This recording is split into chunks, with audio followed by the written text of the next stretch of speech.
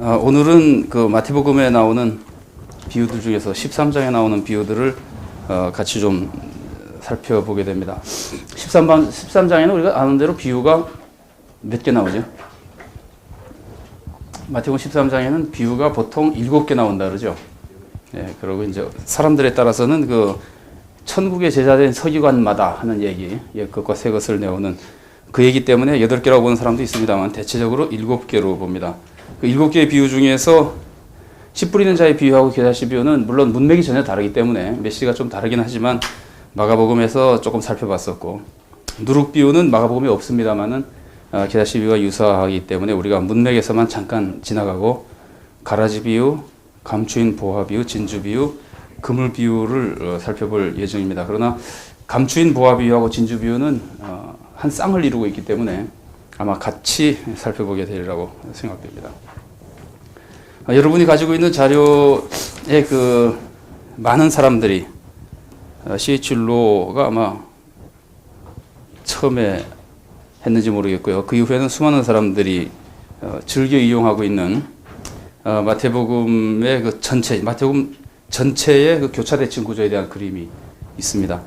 여러분들이 만일에 여기 표에 있는 대로 마태복음 전체 1장부터 4장이 설화로서 26장에서부터 28장에 있는 나오는 설화, 탄생 설화, 설화라고 하는 것은 그 내러티브를 의미하는 겁니다. 서사적 글이다, 그냥 그런 뜻입니다.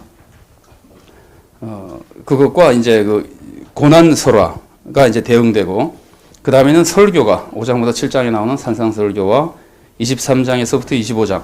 23장에서부터 25장은 사실은 그 내용이 조금 다릅니다. 23장은 종교 지도자들을 꾸짖는 설교고, 24, 25장은 종말에 관한 설교입니다만은 보통 이제 합쳐서 한 설교 군위로 보면서 이제 대응을 시키죠. 이런 식으로 쭉 대응이 돼가지고 교차 대칭 구조를 이룰 때 가운데를 이루는 것이 13장이잖아요, 그죠? 그래서 이렇게 마태복음이 이런 교차 대칭 구조를 이루게 될 경우는 13장이 마태복음에서 특별히 강조되는 내용이라고 볼 수 있습니다. 그 내용은 천국에 관해서 가르쳐주는 설교다. 그래서 천국이 이런 것이라고 가르쳐주는 내용이 마태복음에서는 특별히 강조되고 있다고 볼 수 있습니다. 그 다음에 이제 13장의 구조만 만일에 본다면요.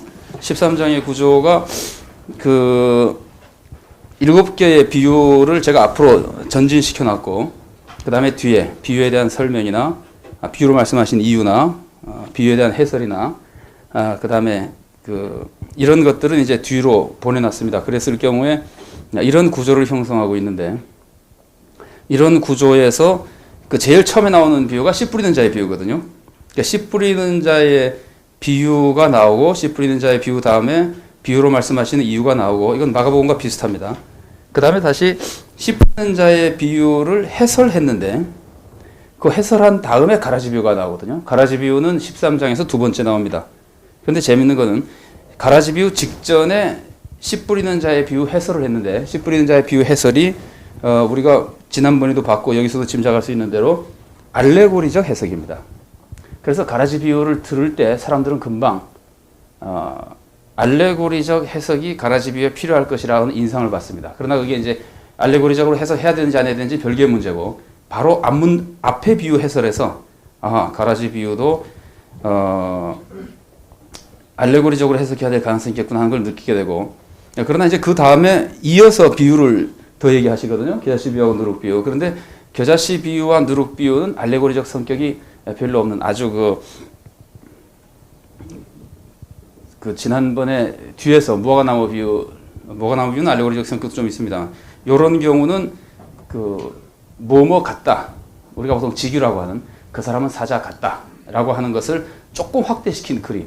지난번에 비서라고 학자들이 많이 부르는 시밀리튜드라고 부르는 그런 성격을 가지고 있기 때문에 조금 반드시 알레고리를 해석해야 되느냐 하는 데는 의구심을 품을 수 있습니다만은 이것을 알레고리적으로 해석해야 되겠다는 생각을 했다가 꼭 알레고리적으로 해석해야 되느냐 하는 생각을 하게 되지만 곧바로 실제로 가라지 비유 해설이 나오게 되거든요. 그래서 가라지 비유 해설을 통해서 가라지 비유는 알레고리적으로 해석해야 된다고 하는 것을 확인할 수 있게 됩니다. 그래서 이제 가라지 비유는 결국은 해설까지 나와 있기 때문에 독자의 입장에서는 쉽게 알레고리적으로 해석해야 된다는 걸 알고 이제 본문을 읽게 되죠. 이 비유가 말씀되는 배경은 비유는 바닷가에서 얘기를 하시고 그 다음에 이제 해설은 집으로 들어가서 제자들이 묻고 해설하시기 때문에 해설 부분, 가라지 비유의 해설 부분은 집에 들어가서 하신다고 하는 것을 알 수 있게 됩니다. 그 다음에 비유의 구조를 좀 보면은요, 이 비유는 아까 말씀드린 대로 은하 양식이 알레고리라고 하는 것을 알게 되고 그 다음에 이제 해설에서 그것이 확인되기 때문에 알레고리로 해석하게 됩니다. 해설 부분에 이제 알레고리 요소가 쭉 설명이 되어 있는데요. 설명이 안 된 부분 중에 하나가 종입니다. 종. 그 비유에 나오는 종은 그럼 누구겠느냐? 그랬을 때 마태복음의 내부 지식에 의해서 10장 25절에서 주인을 예수님으로 비유하고 종을 제자로, 집사람을 제자로 비유하는 장면이 나오기 때문에 여기서는 종이 제자일이라고 하는 것을 짐작할 수 있게 됩니다. 해설 부분에서 명시하지 않지만 그렇게 짐작하고 본문을 읽게 되고, 물론 독자는 이걸 읽으면서 단순히 예수님의 12제자라든가 예수님을 따르던 제자들이라든가 하는데 제한하지 않고 금방 예수를 지금 믿고 따르는 현 시대의 신자들, 20세기가 아니라 저자적 독자 시대의 신자들로 적용을 해가면서 쉽게 읽을 수 있게 됩니다. 비유의 그 구조는요, 중간에 잘라지면서 앞부분에 비유 본체가 나오고 뒷부분에 비유 해설이 나오고 이렇게 구성되어 있습니다. 근데 비유 부분만 보면은, 비유 부분은 제가 전에 말씀드릴 때 이야기 등급이라는 거에 대해서 말씀드렸습니다만, 비유 부분은 처음에 이야기 등급이 몇 등급인지 아시겠어요? 본문을 보시면, 우리가 본문을 읽을 시간이 없어서 거의 못 읽고 합니다만, 그런 거를 몇 등급이라 그러는지 혹시 기억이 나십니까? 마태복음 13장에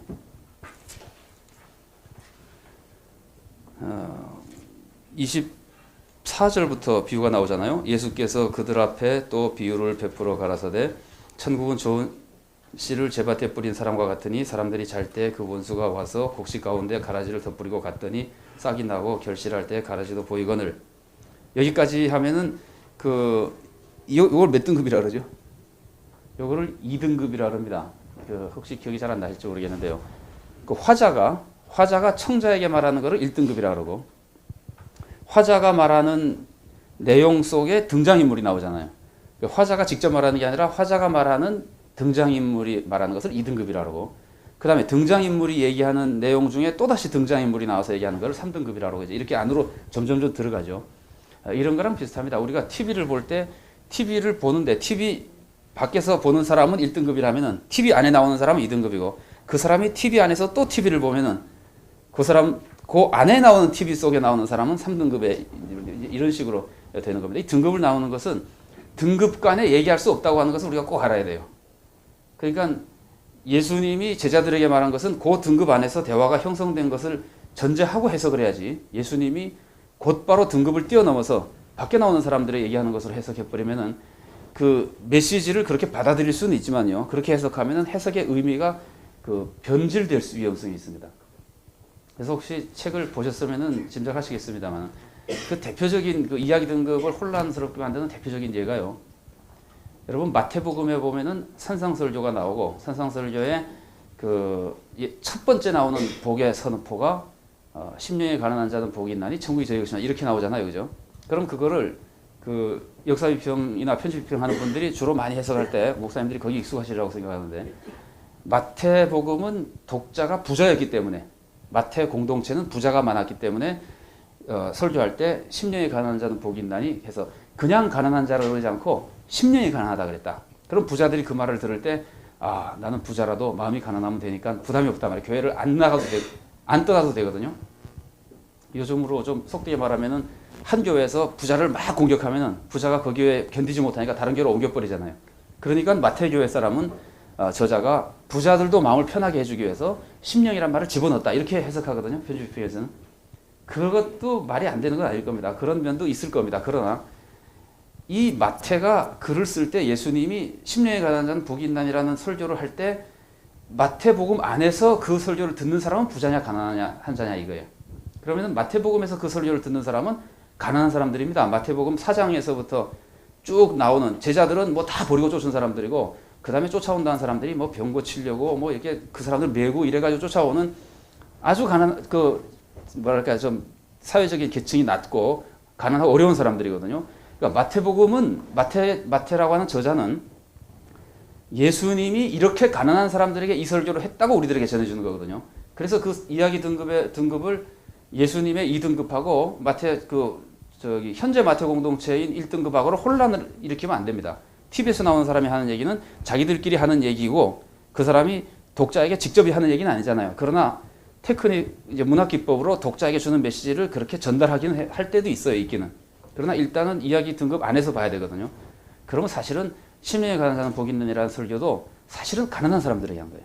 그러니까 부자가 예수님이 가난한 사람들이 그렇게 얘기하는 걸 보면서 내가 어떻게 살아야 되느냐는 걸 그때 깨달아야 되는 것이지, 예수님이 마음만 가난하면 된다 그랬다고 해서 부자를 마음 편하게 만들어주기 위해서 그러는 거 아닙니다. 마태복음도 부자 피곤하게 만드는 말 많습니다. 마태복음 19장 같은 데 가보세요. 부자 천국 가기 어렵다는 말도 다 나오고, 그렇게 쉽게 공동체하고 맞춰가지고 그 마태복음은 부자들이 읽어도 마음이 편안할 것으로 생각하면 그거 천만의 말씀. 예수님의 본래적인 말씀은 절대로 부자 마음 편하게 해주지 않습니다. 부자가 마음 편하게 살다가는 천국 갈 위험성이 굉장히 적어집니다. 고민하면서 남을 위해서 막 쓰고 이런 것들을 이제 요청하는 거거든요. 어쨌든 그 이야기 등급이 바뀌는 것은요, 지난번에 말씀드렸지만 이야기 등급이 비유는 이야기 등급이 2등급인 것이 간접화법이거든요. 예수님 혼자서 쭉 설명하는 것이고 3등급으로 내려가야 비유 안에 등장인물들의 직접 대화가 나오거든요. 그러면 그렇게 변경되는 이유가 뭐라 그랬죠? 변경될 때 그 부분을 강조하기 위해서 변경할 때가 많이 있다. 지난주에 악한 농부의 비유에서도 그랬습니다만, 그러면은 이렇게 구조에서 이야기 등급의 변화에 우리가 조금만 관심을 가지면은 그 화자가 쭉 설명하고 있는, 물론 여기 예수님입니다만 예수님이 쭉 설명하고 있는 좋은 씨를 뿌렸고 주인이 원수가 덧 뿌렸고 이래가지고 이제 가라지가 나타나게 됐다 하는 것까지 얘기한 다음에 그 다음에 주인과 종이 직접 대화하는 직접 화법을 이용함으로써 두 가지 주제가 두드러지게 나옵니다. 그러니까 제자들은 도대체 왜 가라지가 생겼습니까? 하고 처음에 물어보고, 그러니까 예수님이 대답해 주죠. 미안합니다. 예수님이 아니라 주인이 대답해 주죠. 그 종들이 물어보니까 주인이 그것은 원수가 뿌려서 그런 것이다. 그러면 그 다음에 또 물어보죠. 뭐라고 물어보죠? 그럼 가서 뽑기를 원합니까? 그럼 가만둬라 하고 얘기하는 이 두 가지 주제가 이 비유에서 보다 더 강조된 것이라는 걸 알 수 있습니다. 앞에 나오는 것은 조금 배경적인 것이고, 그러나 배경적인 것이라고 해서 완전히 무시하면 안 됩니다. 그것도 가르치는 내용은 있겠죠. 그러나 강조되는 것은 직접 화법으로 바꾸면서 더 강조되는 것이다. 그랬을 때 그 질문이 결국 두 가지거든요. 왜 생겼냐? 또 하나는 어떻게 처리하면 좋겠느냐? 그럼 거기에 대한 예수님의 답변이 이러이러해서 생겼다. 이렇게 처리해라. 그것이 가라지 비유에서 보다 강조하는 두 가지 주제라고 하는 것을 우리가 쉽게 짐작할 수 있게 됩니다. 그리고 이제 그 다른 비유를 더 얘기하신 다음에 집으로 들어가서 예수님이 이제 그 설명하기 시작할 때 그 요소를 이제 설명해 주죠. 밭은 세상이요 이렇게 쭉 요소를 설명하는 얘기가 나오고, 그 다음에 그 악인은 멸망하고 의인은 영광받는다는 얘기를 하는데요. 길이로 볼 때, 그러니까 내러티브 같은 경우는 물론 다른 글도 그렇지만 내러티브 같은 경우는 그런 거를 조금씩 이제 생각해 볼 필요가 있습니다. 등장인물들 중에서는 어떤 사람이 중요하다 그랬죠? 등장인물에서는 하여튼 말을 많이 하는 사람, 계속 등장하는 사람, 이런 사람들이 중요한 사람이고, 여기서 이제 설명할 때도 예수님이 해설할 때 중요한 부분은 더 많이 합니다. 그래서 전통적으로 성경 해석할 때 많이 쓰는 게 이 단어가 몇 번 나오냐는 걸 많이 따지잖아요, 우리가. 그게 그 시시한 방법이 아니에요. 그게 아주 의미가 있는 방법이에요. 중요하면은 많이 나오게 돼 있거든요. 여기서 지금 예수님이 악인은 멸망을 당할 것이고 의인은 영광을 받을 것이라고 하는 것 중에 어느 것이 더 많이 묘사되어 있습니까? 의인과 악인의 운명 중에서 악인의 운명이 더 많이 묘사되어 있죠. 그러면 이거는 악인에 대해서 더 많이 얘기하고 있다는 것을 알려주고, 그 실제로 그거는 다른 점에서도 나타나는데요. 제자들이 이 비유를 부를 때 제자들이 이름을 붙여서 부르거든요. 36절 보면은 제자들이 나와 가로되 밭의 가라지의 비유를 우리에게 설명하여 주소서. 제자들이 이름을 붙이기를 밭의 가라지의 비유라고 이름을 붙였잖아요. 이 말 자체가 가라지라고 하는 악인의 운명이 여기서 무슨 의미가 있다고 하는 것을 느끼게 만들어줍니다. 어쨌든 이런 모습들 속에서 우리가 짐작할 수 있는 것은 이 비유는 의인의 영광된 모습을 강조해가지고 사람들을 격려하는 것이라기보다 악인의 비참한 모습을 강조해가지고 경고하는 것이다. 다 격려, 경고 비슷하지만 그 이제 방법을 사용할 때 우리가 그 교훈을 줄 때요. 교훈을 줄 때 많이 하는 것이 교훈의 내용은 명령형으로 나오고요. 그 교훈을 잘 듣도록 만들기 위해서 서술을 덧붙이거든요. 이해하시겠죠? 그래서 우리 그 윤리 같은 데서 기독교 윤리 같은 데 많이 쓰는 말 중에 직설법, 명령법 뭐 그런 말 하잖아요. 인디커티브, 임페러티브. 그래서 아니면 서술과 명령. 그래서 서술을 한 다음에 거기에 대해서 명령을 하는데 서술은 크게 두 가지로 구성이 되어 있습니다. 하나는 뭐랄까요? 말하는 사람이 누군가 하는 걸 설명해 줍니다. 하나님께서 그 십계명을 주실 때 나는 너희를 애굽 땅 종되었던 집에서 인도하여 너희 하나님 여호와라. 나는 여호와다. 어떤 분이냐면 너희를 구원한 신이다. 그러니까 이제부터 내 말 잘 들어라. 이제 이렇게 해서 명령을 주는 거거든요. 또 하나는 이제 말하는 분이 누구냐 하는 서술 말고는 그거를 지키느냐 안 지키느냐에 따라서 어떤 결과가 초래하느냐 하는 서술을 줍니다. 잘 지키면은 축복해 줄 것이고 십계명도 그렇게 나오죠. 산왕설계도 나오고 뭐 안 지키면은 벌을 내릴 것이다. 잘 지키면은 1000대까지 은혜를 베풀고 안 지키면 3, 4대 벌을 내릴 것이다. 이런 게 이제 서술인데 그 서술이 두 가지로 구성되어 있습니다. 하나는 잘하면은 축복이 임하고 잘못하면은 벌이 임한다는 거거든요. 그러니까 우리가 흔히 일반 사회에서 쓰는 말로 하자면은 채찍과 당근입니다. 채찍과 당근입니다.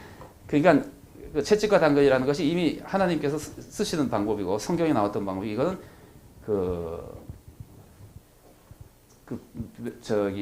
옛날에 갑자기 생각이 안 나네요. 그 법전으로 유명한 사람이 있죠. 아주 옛날에 18세기 함무라비 법전에도 나오고요. 그 다음에 그리스에도 나오고 신약 성경에도 나오고 현재도 쓰고 있고 계속 쓰는 방법입니다. 그러니까 이 틀을 우리가 사실은 교훈적인 말씀을 들을 때 생각해 볼 필요가 있습니다만 여기서 이제 만약에 돌아가자면은 이 비유의 예를 들면 흐름을 보자면은 예수님께서 가라지 비유를 통해서 무언가 가르쳐 주시는데 그 가르쳐 주시는 것 중에 경고의 모습은 예수님은 채찍을 더 많이 이용하신다 이렇게 볼 수 있습니다. 근데 거꾸로 우리가 이제 금방 살펴보겠습니다만은 감추인 보화 비유 같으면은 채찍과 당근 중에 어느 걸 쓰는 거겠어요?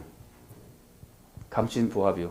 보화를 딱 발견해서 그걸 사면은 얼마나 좋냐 뭐 이런 식으로 나오거든요. 그러니까 다 팔아서라도 해라. 이 얘기는 사실은 당근을 이용하는 거라고 볼 수 있습니다. 그러니까 이 예수님이 서술 부분을 명령이 계속 하나님 나라 쪽으로 사람들을 이제 영접하고 따라 살라고 계속해서 가르치면서 서술 부분을 이용하실 때 예수님께서 다양하게 이용하심으로써 사람들을 점점점 거기에 이제 잘 따를 수 있도록 만들어주는 거라고 볼 수 있는데 가라지 비유는 이 구조만 이렇게 가만히 조금 눈여겨봐도 주제가 무엇이겠는지 어떤 방법으로 지금 나가고 있는 것인지 하는 거에 대해서 짐작할 수 있습니다. 가라지 비유의 문학기법 중에서는요. 대조법이 많이 나옵니다. 알곡과 가라지의 대조가 쭉 나오는데 기원부터 서로 대조가 되고 그 다음에 자라는 모습, 열매, 운명 이런 것까지 쭉 대조되게끔 대조의 모습을 보여주고 주인과 종의 모습도 대조가 되거든요. 주인과 종의 모습도 대조가 되는데 종은 모릅니다.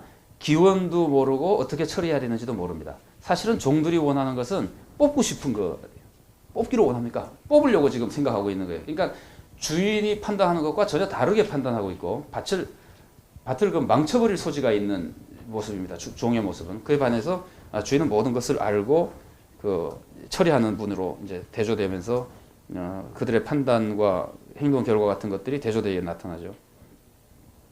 이야기 등급의 테크닉은 아까 말씀드린 대로 뒤에 대화 부분을 강조하면서 두 주제가 드러나게끔 만들어주고 있고 그 다음에 이제 경고를 강조함으로써 교훈을 해주는데 이런 거는 그 마태가 교훈하기 위해서 많이 쓰인 부분. 특히 마태는 심판을 강조하면서 교훈에 많이 사용하고 있습니다. 이런 것들이 나오고 그 다음에는 들을 귀 있는 자는 들으라고 하는 말씀도 그 경고적인 말씀을 강조하고 있는 모습이라고 볼 수 있습니다.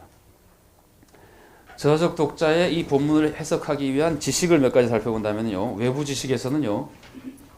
그 사람들이 악한 모습을 볼 때 어떻게 지냈는가. 사람들의 악한 모습에 대한 태도를 보면은 그 당시 사람들의 일반인들의 모습에 대해서는 우리가 알 수 있는 것이 많지 않습니다만은 그 당시에 그 종파들이 있었잖아요. 우리가 보통 알고 있는 파가 몇 개가 있습니까? 바리새파하고 사두개파하고 젤롯당하고 에세네파라고 하는 것에 대해서 알고 있죠. 근데 이 네 파를 보면은 사두개파 사람들은 그 정치적인 데 관심이 많고 권력에 대한 관심이 많으면서 이 세상에서 악한 사람들에 대한 그 징계 문제에 대해서는 관심이 좀 적었습니다. 그러니까 세상에서 악한 사람을 징계하려는 것이 아니라 자기네 권력에 방해가 되는 사람들을 공격하는 데 오히려 관심이 많고, 그 반면에 이제 사두개파는 별로 우리들에게 중요하지 않고요. 그런 점에서 영향을 또 많이 미치지 못했고, 실제로 백성들의 사고에 영향을 많이 미친 사람들은 바리새파 사람들입니다. 근데 바리새파 사람들은 율법을 지키지 않는 사람들과 자기를 구별하면서 그 사람들에 대해서는 상당히 비판하고 정죄하고 이런 삶을 살았었고요. 에세네파 사람들은 아예 분리해서 나갔잖아요. 그래서 자기네만 빛의 아들이고 다른 사람들은 어둠의 아들들이다. 그래서 완전히 분리하고 물론 정죄하는 상태로 있었고, 직접적인 징계는 이 사람들은 그렇게 많이 하는 것 같지 않습니다. 근데 직접적인 징계를 많이 했던 사람은 오히려 이제 열심당 사람들이죠. 열심당 사람들도 악에 대한 그 분노. 열심당의 그 신학의 핵심은 사실은 10계명 1계명이에요. 하나님은 다른 섬기지 말라. 오직 하나님만 우리의 주이고 우리의 왕이시다. 그래서 이제 로마 황제를 왕으로 부를 수 없고 주라고 부를 수 없고, 로마 황제는 세금도 못 내겠다. 세금을 내는 건 인정하는 거니까. 그래서 이제 젤로 땅이 실제로 많이 한 것은 세금 반대 운동이나, 그 다음에는 그 테러를 굉장히 많이 했었죠. 그 학자들에 따라 견해가 좀 다릅니다만은 그냥 일반적인 견해 중에는 그 열심당 안에 시카리라고 하는 단검을 가지고 다니던 단검을 가지고 다니던 사람들이 있어가지고는 수시로 그 테러를 자행하고 그랬었는데, 그 주요 대상이 세금 내라고 하는 사람들. 그러니까 예수님께 세금을 내릴까 말릴까 하는 것은 그런 사회적인 배경을 안고 있죠. 굉장히 위험한 질문에서 위험한 답변이죠.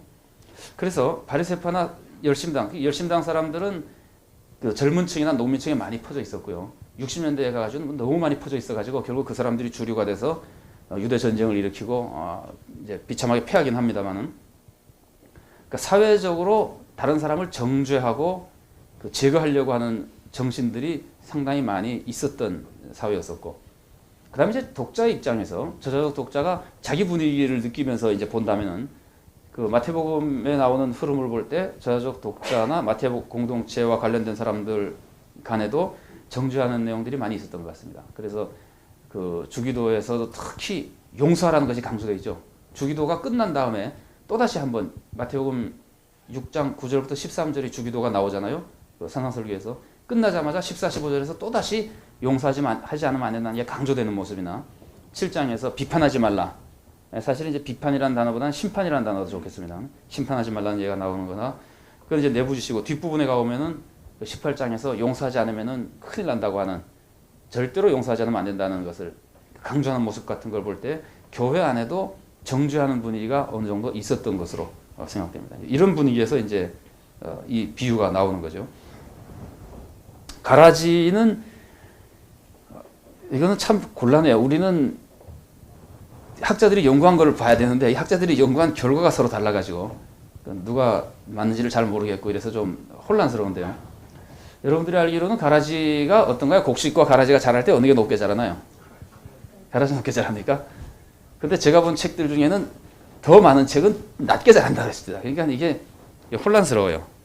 2000년 전으로 가볼 수도 없고 지금 거하고 그때 거가 똑같은지 잘 모르겠는데, 높게 자란다고 하는 분들도 있습니다. 높게 자란다고 하는 분들의 설명 보면 되게 이제 그런 것들을 나중에 추수할 때 뽑아내가지고 그걸 완전히 태워버린다. 그래서 이제 묶어가지고 연료로 쓴다. 뭐 이런 설명이 있고, 이렇게 설명하는 분들도 있습니다. 이게 조금 덜 자라가지고 곡식만 이렇게 다 쳐버리고 곡식만 이렇게 나서로 치면은 가라지는 그냥 남는다 그래요. 그러면 그거를 죽여야 되기 때문에 살리면은 내년 농사 해가 되니까 다 그냥 밭 있는 채로 불태워버린다 그러는데, 이런 경우에 우리가 생각할 수 있는 중요한 것은 둘 중에 뭐냐 모르겠다 그렇게 됐을 때 쉬운 거는요, 독자는 이 예수님의 비유 안에서 설명되는 내용을 그대로 따라가게 됩니다. 만약에 처리하는 방법이 다양할 수 있잖아요. 어떤 사람은 뽑는 사람도 있고 잘라가지고 하는 사람도 있고, 이게 다양한 방법이 사용됐다면은 독자는 굉장히 쉽게 이 스토리에서는 지금 이런 걸 전제를 하고 있는 것이 아주 쉽게 따라갑니다. 그러니까 외부 지식을 굳이 몰라도 여기서 설명된 것을 별로 어렵지 않게 이제 따라가게 되기 때문에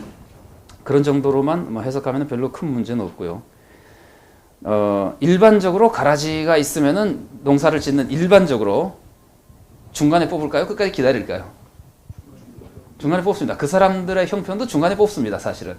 그러면 여기서 조금 이상한 모습이 나타나거든요. 왜 중간에 뽑지 못하게 하느냐. 그래서 아마도 이 상황이라면은 중간에 뽑기에는 너무 많았을 것이다. 왜냐하면 이게 일부러 고의로 뿌린 거 아니에요. 그래서 로마법에는 그러면 안 된다는 법까지 있었다 그래요. 그 금지법까지 있었다 그래요. 그러니까 아마 그때나 우리나 남이 잘 되는 것을 시기하고 못 살고 온 사람들이 많이 있었던 말입니다. 그래서 언젠가 어떤 분이 사촌이 뭐 논사하면 배가 아프다는 게 우리나라 민족의 나쁜 점이라 그러는데 제가 보기엔 그건 아닌 것 같고 누구에게나 있는 것을 우리 민족은 속담으로 표현한 것이 아닌가 싶은 생각이 드는데 어쨌든 이게 이제 고의적으로 뿌린 거기 때문에 많이 자랐을 것이고 이때는 이걸 뽑다가는 정말 아주 막 붙어서 막 나 있기 때문에 그 뿌리가 엉키는 거니까요. 우리가 잘 아는 대로. 그래서 아마 굉장히 많은 것을 제자들이 깜짝 놀란 것도 가라지가 조금 보이는 거는 흔히 있는 일이거든요. 아예 없는 밭이라고는 존재하지 않으니까. 근데 제자들이 깜짝 놀란 것도 그러니까 좋은 씨를 뿌리지 않았습니까 하는 것도 씨 자체가 뭐 잘못 사왔냐 이런 정도의 의문이라면은 상당히 많이 난 것을 전제하고 있을 것이다. 요건 나중에 사실 우리들에게 메시지가 됩니다. 미리 말씀드리면은 우리가 웬만하면 참는다 그러잖아요. 해도 너무한다. 이제는 못 참겠다 그러잖아요. 예수님의 말씀은 그래도 참으라는 거예요. 너무 깜짝 놀라야 돼. 이렇게까지 됐을 줄은 몰랐다. 그러나 그래서 이 사람들이 놀라는 거거든요. 가라지비유는 단순히 뭐 선한 사람 수천 명에 악인이 몇 명 있는 걸 보면서 그 사람들을 어떻게 할 거냐는 문제가 아니라 너무 많이 썩었다. 너무하다. 이럴 때 우리가 도저히 더 못 참겠다 할 때 참으라는 이미지가 굉장히 강합니다. 그런 점에서는 이게 지금 가라지가 있는 것에 놀란 것이 아니라 너무 많은 것에 놀랐다고 하는 것이 자연스러운 현상이거든요. 어쨌든 그 다음에 그 사람들이 가지고 있었던 가라지에 대한 상징적 의미 중에 곡식과 잡초를 유대문헌에서 이스라엘인과 이방인을 상징할 때 많이 썼었기 때문에 가라지는 쉽게 이방인을 의미할 수 있고 신자들의 눈으로 볼 때는 금방 불신자를 의미한다는 걸 깨달을 수 있습니다. 이건 예수를 믿지 않고 반대하는 이런 또 마귀라는 존재가 이미 시험 기사에서 예수님을 대적했던 사람이 존재잖아요. 그러니까 쉽게 그렇게 이제 이해할 수 있게 되고요. 종말에 대해서는 물론 추수가 심판을 상징한다고 하는 것이 그 당시에 널리 알려져 있던 것들이고 마지막 심판의 사역자는 유대문헌에 천사로 나와 있습니다. 그러니까 여기서 예수님이 가르쳐 주시는 거랑 잘 맞아서 쉽게 잘 이해할 수 있게 되어 있고요. 마태의 교회관을 우리가 조금 보면 이건 이제 내부 지식에서 알 수 있는 거긴 합니다만은 마태의 교회관을 보면은 마태는 교회에 악인이 섞여 있다고 하는 것을 여러 번 보여줍니다. 그래서 가장 대표적인 것 중 하나가 산상설교에 보면은 7장 15절부터 23절에 열매를 보아 나무를 안 하니 이렇게 나오면서 결국은 불법을 행하는 자들아 다 내게서 떠나라고 하는 사람들이 교회에서 활동을 많이 한 사람들이잖아요. 선지자 노릇했고 기적을 행했고 근데 다 쫓아내거든요. 그러니까 교회 안에 악인이 있다고 하는 것이 가라지 비유도 그렇고 좀 이따 나오는 그물 비유도 그렇고 그래서 마태가 가지고 있는 고민 중에 하나였어요. 그래서 마태는 그 교회에다가 율법을 강조한 이유가 그것 때문이거든요. 그 잔치 비유 같은 것들도 그렇고 그건 아마 다음 주에 아마 하게 되겠습니다만 그래서 마태가 이해하고 있는 교회가 저자적 독자 입장에서 마태복음을 읽다 보면은 교회에 대한 생긴 이미지는 악인이 교회에 섞여 있다고 하는 것 그리고 사실은 심각한 문제라고 하는 것 이건 내부 지식에서도 알 수 있고요. 마태복음이 그런 분위기를 보여줬다면은 마태복음이 그런 분위기를 보여주고 있다면은 마태복음을 읽어야 된다고 생각하는 저자적 독자는 그런 사회 속에 상황 속에서 살고 있다고 볼 수 있습니다. 안 읽어도 교회를 늘 보면서 맑은 정신을 가지고 있는 한 교회가 이러면 안 되는데 하는 분위기에 젖어 있는 사람이라고 볼 수 있습니다. 그런 의미에서는 외부 지식이고 복음서에서 기록된 내용으로 보면은 내부 지식이고 그래서 이제 그걸 알고 가라지 비유를 읽고 있다고 볼 수 있죠. 그리고 그럼에도 불구하고 함부로 심판하는 것은 굉장히 위험한 일이다 하는 것도 내부 지식을 통해서 아까 제가 말씀드린 대로 알고 이제 가라지 비유를 보게 됩니다. 인물에 대해서 조금 살펴보면요. 이 밭의 부자는 부유한 사람이죠. 벌써 농사 짓는 스타일이 종들이 이렇게 막 나타나고 나중에 수수꾼 쓰고 이러는 걸 보면은 부유한 사람입니다.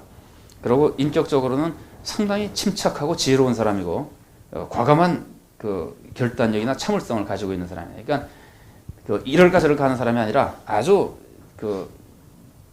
자신감 있게 진행해 나가는 그런 사람입니다. 그러니까 하나님이나 예수님을 상징하기 상당히 좋은 인물이라고 볼 수 있죠.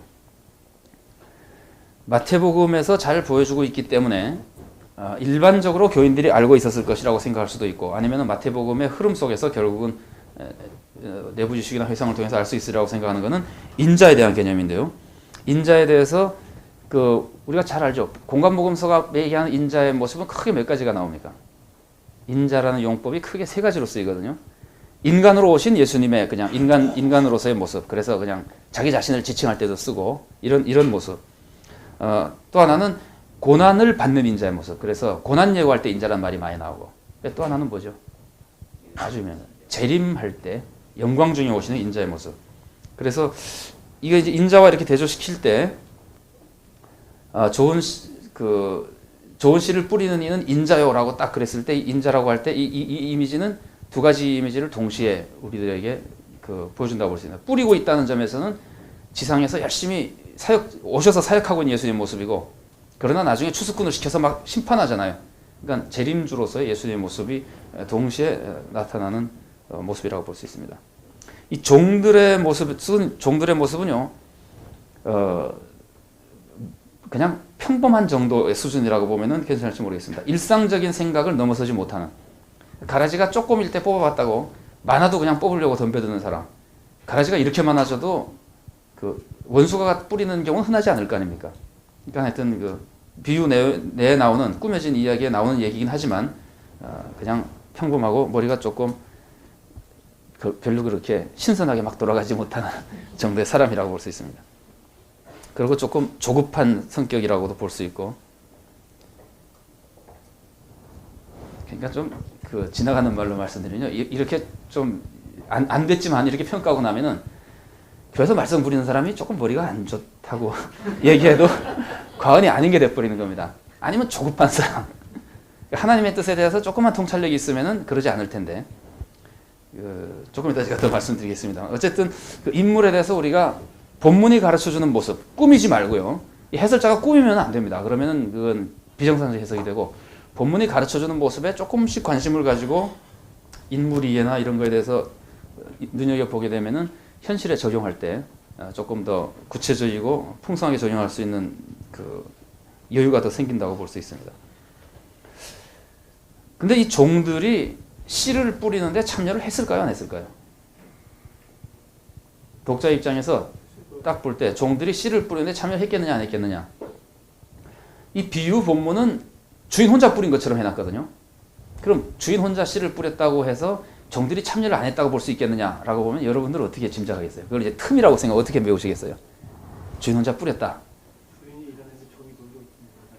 네, 주인이 씨를 뿌릴 때 종들이 뿌렸다고 봐야 되겠죠, 그죠? 대표적인 유사한 표현 중에 요한복음 6장에 보면요, 오병이어의 기적이 나오는데 마태복음을 보면은 제자들이 와가지고 이 사람들 가서 먹게 하소서. 그럼 예수님이 갈 것 없다, 너희가 먹을 것을 주어라. 그러니까 어떡합니까? 이러다가 이제 음식 가져오면 예수님이 축복하시고 제자들에게 줘요. 그럼 제자들이 나눠주거든요. 자연스럽죠, 그죠? 요한복음 보면은 어린애 걸 이제 가져왔잖아요. 가져오고 나서 예수님 혼자 나눠줘요. 그러니까 막 예수님 막 뛰어다닌 거예요, 혼자.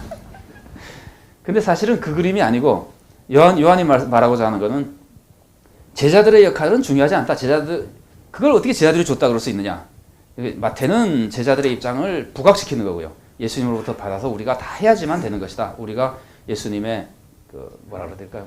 동역자라면 너무 과하고, 어쨌든 제자들의 입장을 존중하고 있고, 제자들이 사람들에 대해서 관심을 가지고 예수님도 너희가 줘야 된다고 얘기하시고, 결국은 예수님으로부터 받아서 제자들이 주거든요. 근데 그러니까 마태복음은 그런 의미에서 교회론적이고요. 오병이어의 기적이. 요한복음은 기독론적입니다. 제자들이 했다고 해도 실제로 제자들이 한 게 뭐 있냐? 그 사람 아니면 못 먹냐? 딴 사람이라도 먹지. 그러니까 중요한 건 예수님이다. 그래서 예수님께 집중하고 있는 거거든요. 제가 그 말씀을 그렇게 비교가 얼마큼 될지 모르겠습니다만, 여기서 비록 인자가 뿌렸다고 하더라도 이것도 비유 속에서 진짜 의인이 태어나게 하는 것은 다 예수님에게 있는 것이지 사람들에게 뭐 그렇게 중요하냐. 그러니까 제자들의 것을 지우면서 예수님의 활동과 사역을 강조한다는 점에서 인자라고 했지만, 이걸 일상적인 그림으로 우리가 비유 스토리를 우리가 생각하면서 들을 때는 제자들이 참여했다고 봐야지 정상이죠, 그죠? 그리고 이제 씨에 대한 얘기나 이게 나중에 특히 예수님이 그러면은 승천하시고 나면은 그럼 씨 뿌린 사람이 없느냐? 그게 아니잖아요. 우리가 앞에서 씨 뿌리는 자의 비유 같은 데서 짐작할 수 있는 대로 결국은 교회 사역자들의 사역으로 넘어간다는 걸 다 알고 이제 제자들이 이 독자가 읽고 있기 때문에 여기서는 예수님의 위치와 사역을 강조하지만 실제로는 제자들이 참여했다고 보는 것이 자연스럽습니다. 그런데 추수는 제자들이 절대로 참여하지 못합니다. 왜냐하면 예수님이 아예 설명을 딱 붙여가지고 너희들은 추수꾼이 아니다. 추수꾼은 내가 따로 불러 쓴다. 그러고 해설할 때 추수꾼은 천사들이라고 해버렸거든요. 그래서 추수할 때는 종들이 참여하지 못하는 게 명시되어 있어서 참여 안 합니다. 그러나 씨 뿌리는 데는 이 흐름 속에서 틈을 우리가 메워보면은 종들이나 제자들이, 그러니까 종들이 참여하고 제자들이 참여하는 것으로 봐야지 이 모습이 정상적입니다. 그렇게 볼 때 나중에 제자들의 사역에 대해서 우리가 생각할 때 이제 도움을 좀 받을 수 있게 되죠. 원수 그러면은요. 원수는 마귀라 그러는데 이 마귀는 4장 시험 기사에서 첫 대결을 벌이잖아요. 예수님과 직접적인 대결은 뭐 다른 게 방해는 많이 했었지만 그 동안에도 뭐 아이들을 죽이려고 그러고 방해는 많이 했지만 직접적인 대결을 그때 벌이는데 그러니까 예수님의 사역을 망치려고 하는 존재거든요. 예수님이 메시아 사역을 못하게 하는 게 마귀거든요. 그런 것들을 전제에 두고 이 사람이 가라지를 뿌리는 것도 결국은 예수님이 많은 사람들을 천국의 아들들을 태어나게 하고 구원하려고 하는 사역에 지금 방해를 하고 있는 거네요. 근데 여기서 가만히 보세요. 이 원수가 망하게 하기 위해서 가라지를 뿌렸잖아요. 망하게 하기 위해서 가라지를 뿌렸는데 지금 이 상황에서는 가라지를 가장 많이 망치게 되는 것이 어떤 일입니까? 미안해. 가라지가 아니고 곡식을 밭을 가장 많이 망치게 되는 것이 어떤 겁니까? 제자들이 밭에 들어가서 가라지를 뽑겠다고 설쳐대는 거죠. 그죠? 그러면은 이 마귀의 괴계가 그런 점에서 두 각도로 나타나거든요. 가라지를 뿌려가지고 가라지가 곡식을 계속해서 못 살게 구는 거가 한 가지고, 근데 마귀의 사실은 더 기대하는 거는, 원수가 더 기대하는 건 그걸 거 아니에요. 예를 들어서 망원경으로 딱 살펴본다면은 마음속으로 가장 간절히 소원하기를 빨리 들어가라 뽑아라 그러고 있을 거 아니에요. 이제 주인이 못 뽑게 하거든요. 그러니까 마귀의 예수님을 대적하는 이 천국의 방해라는 마귀의 가장 높은 기대치는 정의에 불타는 무식한 사람들이. 그러니까 이게 정의에 불타는 건 좋은데 이 종들처럼 무식하게 불타면 안 된단 말이에요. 이 사람들이 밭에 들어가서 휘젓는 거예요. 마귀가 가장 기대하는, 그러니까 마귀의 전략의 가장 핵심이라 그럴까? 그러니까 참 무섭습니다. 이 유혹을 받아서 속는 것도 마귀에 속고 있는 거지만 엉뚱한 데서 이제 이런 모습으로 나타날 수 있다고 하는 걸 우리가 짐작할 수 있습니다. 주요 문구 해석에서 학자들이 이제 비유와 해설을 역사 비평에서 이제 분리시킬 때 많이 하는 얘기가 비유의 주제는 인내고 해설의 주제는 심판이다. 그래서 이제 두 개가 구별되지 않느냐. 그래가지고는 해설은 후대에 왔다고 뭐 얘기를 하고 하는데 우리는 그렇게 보지 않고 하나의 통일된 글로 지금 저자는 독자가 이해하기를 바라고 독자는 그렇게 이해해야지 저자의 뜻을 이해하기 때문에 우리는 이거를 틈으로 봐서 다 메워 넣어야 됩니다. 왜 그러면 그렇게 됐겠느냐. 그렇다면 쉽게 이 두 가지에 대한 조화가 생기죠. 심판을 바라보면서 인내하게 만드는 거죠. 그러니까 제가 아까 말씀드린 대로 서술과 명령이라면은 인내하라는 것은 명령이고요. 인내하도록 만드는 동기가 어디 있냐면은 심판에 있는 겁니다. 심판에 있는데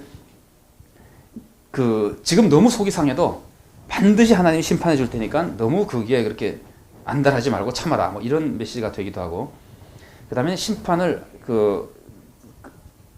강조함으로써 이런 메시지가 들어오게 됩니다. 씨 뿌리는 사람의 입장에만 있는 것이 아니라 오늘의 예수님은 뿌리는 분이기만 하지만 예수님 이외의 모든 사람들은 뿌리기도 하지만 자기가 동시에 알곡이잖아요. 곡식이잖아요. 그죠? 이 두 가지 이미지 속에서 참는 것도 한 가지 그러니까 남을 뽑지 않으려고 참는 것도 중요하지만 또 하나는 자기를 악에 빠지지 않도록 지키는 것도 굉장히 중요한 겁니다. 그러니까 심판을 강조함으로써 그런 의미에서 이 비유를 가만히 보면요, 크게 세 가지 시험거리가 나타나거든요. 세상에 악이 굉장히 많다. 그러면 사람들이 어떤 시험을 받을까요?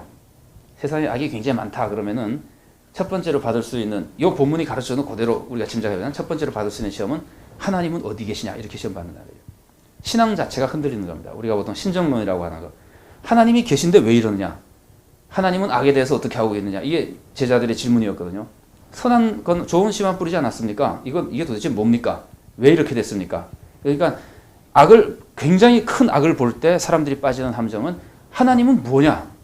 그러니까 하나님에 대한 회의가 첫 번째 시험거리라고 볼 수 있고요. 두 번째 시험거리는 내가 뽑겠다. 그래서 전에 여러분 그런 영화 보셨습니까? 판사가 밤에는 법적으로는 무죄로 나간 사람을 자기가 가서 직접 징계하는 미국 영화가 TV 연속극으로 나온 적이 있는데, 예를 들면 그런 식으로 내가 직접 뽑겠다. 어쨌든 안 되면 나라도 뽑겠다. 이제 그게 유혹이죠. 예를 들면 예수님은 그러면 안 된다는 거거든요. 그거는 왜냐하면 너는 심판자도 아니고 심판에 참여하는 동역자도 아니라는 거예요. 심판은 우리와 관계없는 사역이라는 거예요. 심판은 나중에 추수꾼이 하는 거기 때문에, 천사가 하는 거기 때문에. 두 번째 유혹이 그 두 개가 한꺼번에 금방 나오잖아요. 지금 뽑으면 안 된다는데. 그런데 뽑고 싶거든요. 세 번째 유혹이 뭐냐면은, 세 번째 유혹은 여기에는 암시만 돼 있고 제가 마지막에 말씀드린 그 유혹입니다. 세상에 악이 팽배하고 악한 사람들이 잘 살잖아요. 아니 그런 경우가 많이 있는 걸 우리가 보게 되면은 많은 신자들이 금방 빠지는 함정이 나도 그러자. 나도 그러고 잘 살지 뭐. 그래서 이제 묻어 들어가는 거거든요. 근데 그거까지 가라지 비유는 그 부분은 암시만 돼 있습니다. 강하지 않습니다. 강하지 않지만 이 심판이 특별히 많이 강조되는 부분은 그런 것까지 내포하고 있습니다. 그거는 나중에 메시지에서 우리가 짐작할 수 있는 대로 가라지가 알곡이 될 수 있습니까? 가라지가 알곡이 안 되는 거는 비유해서는 안 되죠. 근데 비유를 천국의 아들들과 마귀의 아들들과를 상징한다고 했을 때 본질은 잘 모르겠고요. 그래서 뭐 이게 예정론이냐 아니냐 하면서 이건 예정론을 말하는 건 아니고요. 여기서는요.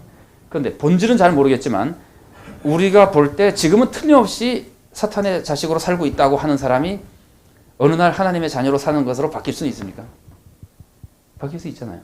근데 그것이 굉장히 중요한 문제라면 거꾸로 뽑지 말아야 될 이유가 그거거든요. 왜냐하면은 여기서 중요한 것이 뽑지 말아야 될 아주 중요한 이유 중에 하나가 시기잖아요. 시기. 지금은 뽑을 때가 아니다. 왜냐하면 오늘 안 뽑고 내일 뽑으면은 그 사이에 구원받을 사람이 많이 생기잖아요.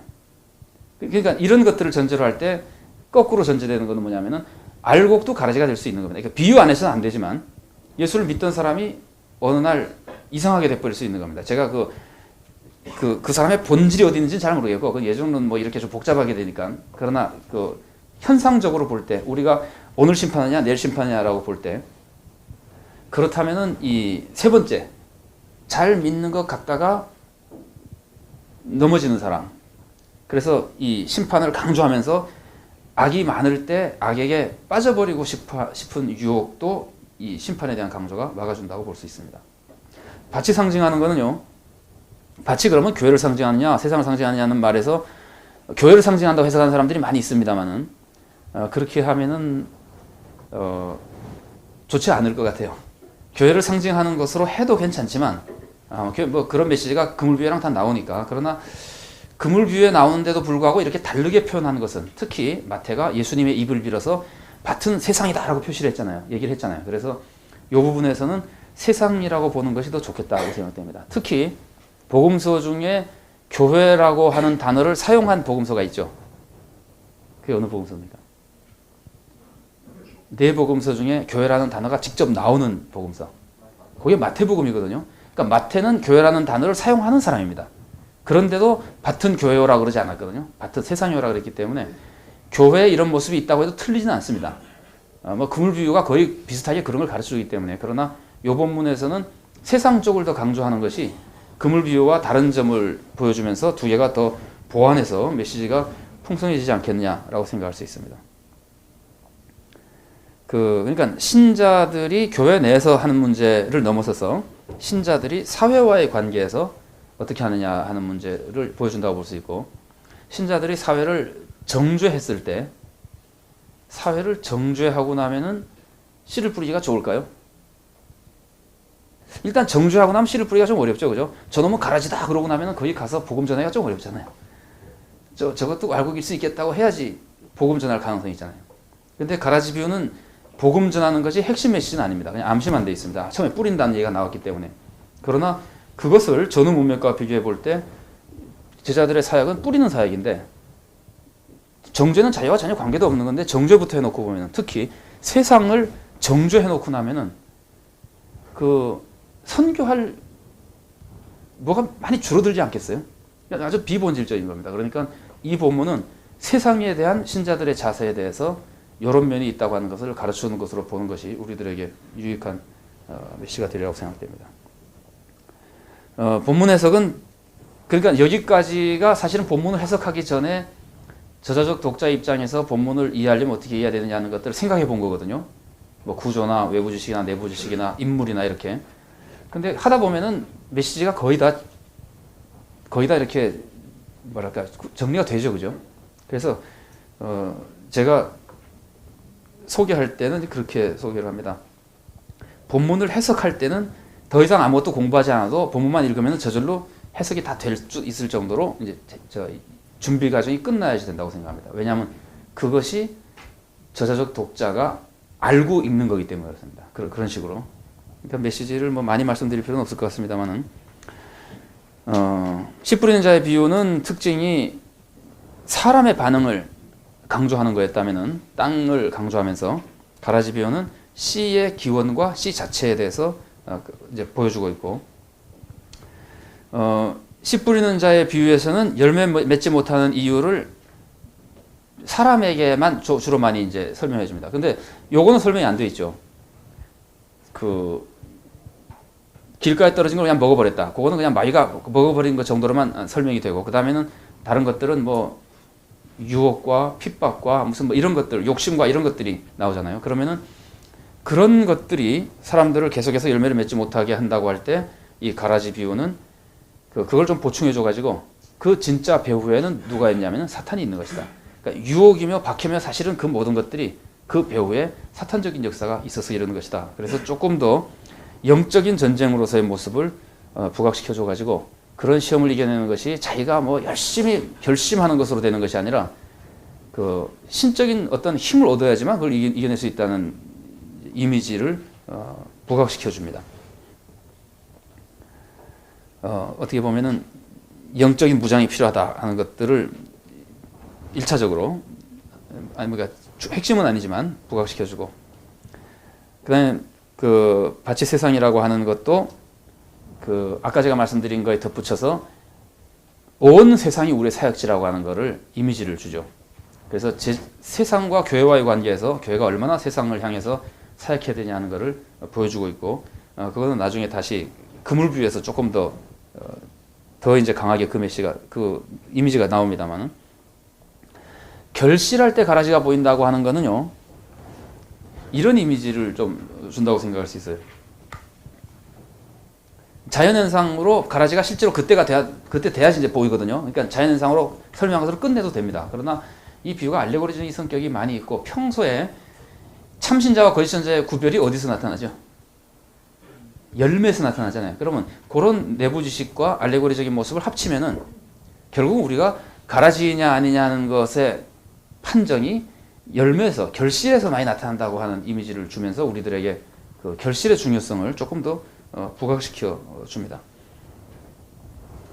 그냥 종들이 놀라는 건 아까 말씀드린 대로 그 생각보다 너무 많았기 때문이라고 한다면은 우리가 참는다 그러지만 어떻게 참아야 하는 거를 이제 짐작할 수 있죠. 고린도전서나 에베소서 같은 데 보면 오래 참는다는 말이 있죠. 사랑은 오래 참는다. 오래 참는다는 말이 무슨 말이에요? 오래라고 하는 거는 시간이 길 때 오래 참는 거죠. 그죠?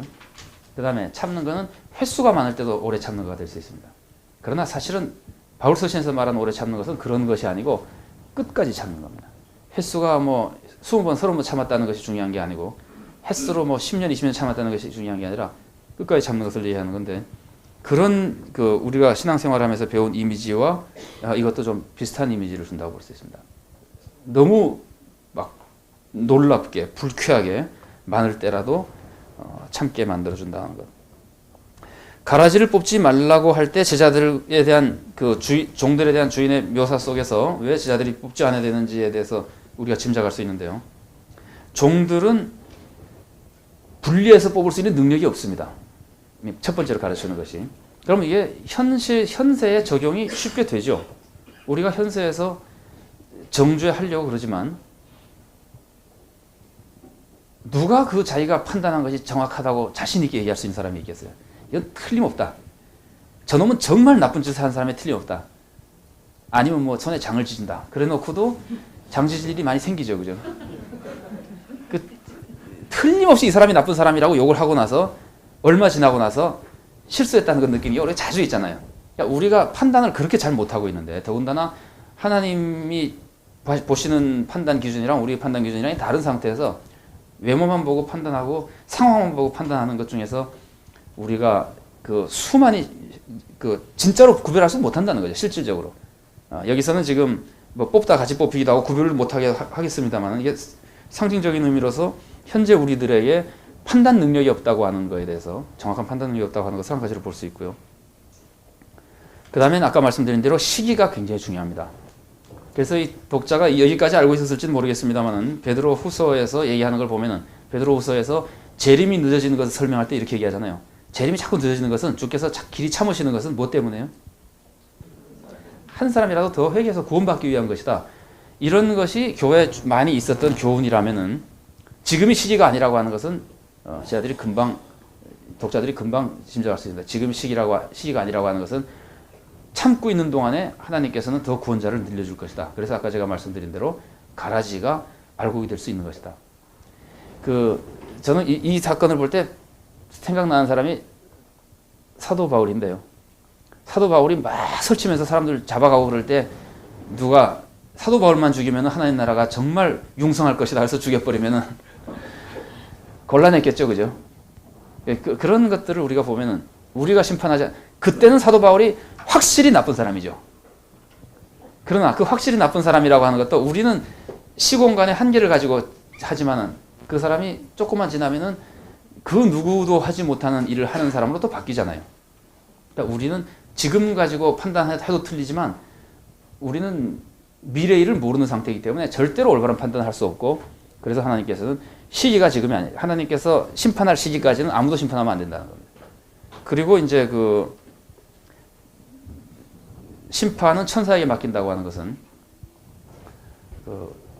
우리들의 사명이 아니라는 겁니다. 맡긴 일이 아니라는 겁니다. 이게 뭐 아주 정확한 표현은 아닐지 몰라도 조금 유사하게 똑같지는 않지만 유사한 것을 생각해 본다면은 로마서 12장에 보면은 1, 2절에서 의롭게 살아라. 이제 신자니까 하나님의 선하신 뜻을 쫓아 찾아 살아라. 뭐 변화돼서 살아라고 얘기한 다음에 첫 번째로 말씀하시는 것이 교회 생활의 교훈인데요. 12장 3절부터 8절까지인가 7절까지인가요? 아니면 10절까지. 뒤에 이제 사랑에 대한 것이 결론으로 나오기 때문에 그거 할 때 첫 번째로 하는 말씀이 그거거든요. 믿음의 분량대로 하라는 거거든요. 그러니까 월권하지 말라는 것이 교회 생활에서 바울이 교회를 많이 봐오면서 가르칠 때 첫 번째로 나온 교훈입니다. 굉장히 중요한 교훈입니다. 그렇게 놓고 봤을 때 자기에게 맡은 것이 아닌 것을 하는 것이 신앙생활에서 아주 위험한 것인데 여기서 심판하는 것도 예수님께서 말씀하시기를 너에게 주어진 고난이 아니라는 겁니다. 우리가 종말이 언제인지를 알려고 그런다 그러면 다 안 좋은 사람이라고 생각할 거 아니에요. 비정상적인 신앙이 나네요. 종말이 뭔지를 나는 알겠다고 자꾸 나서면은. 왜냐하면 사도행전에서 너희 알 바 아니라 그랬잖아요. 그것과 거의 같을 만큼 남을 심판하려고 그러면은 그건 너에게 주어진 임무가 아니고 고난이 아니라고 하는 거기 때문에 이거 심판하려고 하는 것은 안 된다는 겁니다. 이건 지금 심판하고 정죄하는 모습을 얘기하는 겁니다. 그래서 그럼 제자들이 할 일은 뭐냐? 제자들이 할 일은 뭐예요? 두 가지예요. 여기서 굳이 보자면 두 가지. 하나는 하나만한 일이긴 하지만 두 가지예요. 첫 번째 건 뭐겠어요? 해야 되는 일. 주인을 도와서 씨 뿌리는 일을 해야 되는 거예요. 가라지 뽑는 일을 하는 게 아니라 뿌리는 일만 하는 게 제자들이 하는 일은. 두 번째 건 뭐겠어요? 하나만 하면서도 해야 되는 일. 참는 거예요. 참는 거. 그냥 참는 거예요. 그거 굉장히 중요한 할 일입니다. 참는 것가 굉장히 어렵죠. 네, 굉장히 어렵죠. 조금 더 좋게 얘기하면은 참는 것이 하나만 한 것처럼 보인다면은 해야 되는 거, 적극적으로 해야 되는 거라 그런다면은 용서를 해야 되는 겁니다. 용서. 근데 이제 이것이 18장에 우리가 아마 다음 주에 살펴보겠습니다만 거기 회상을 통해서 재확인되게 됩니다. 그러면은 가만두라고 하는 개념 말씀 속에 우리가 가만두라고 생각하면 내버려 둘 것이냐, 아무리 악한 사람이 많고 그래도 내버려 둘 것이냐, 그냥 내버려 두는 것과 다르죠. 뭘 해야 되죠? 씨 뿌리는 걸 해야 되잖아요. 그러니까 내버려 두는 것은 심판하지 말라는 것이 강조되어 있는 것이지, 세상에 악한 놈들 저렇게 살다 지옥 갈 테니까 가만히 보다가 나중에 구경이나 해라, 그런 뜻이 아니잖아요. 주인을 쫓아다니면서 그러고 희망이 끝까지 기다려야 되는 것은 그 희망 때문에 기다리는 거 아니에요. 그러니까 사실은 씨 뿌리는 일을 해야 되는데, 여기서 말하는 씨 뿌리는 일은 단순히 예수 믿으라는 말을 넘어서서, 원래 이제 복음 전파, 복음 안에 마태복음 28장 보면 그게 들어있잖아요. 내가 너에게 분부한 모든 것을 가르쳐 지키게 하라가 있잖아요. 그러니까 용서하는 마음으로 바로 잡아주도록 노력하는 이런 양의 비유라든가 이런 걸 다 통해서 가르치는 대로 그런 것을 하는 것이지 심판과 정죄는 아니라는 겁니다. 네, 그런 것들이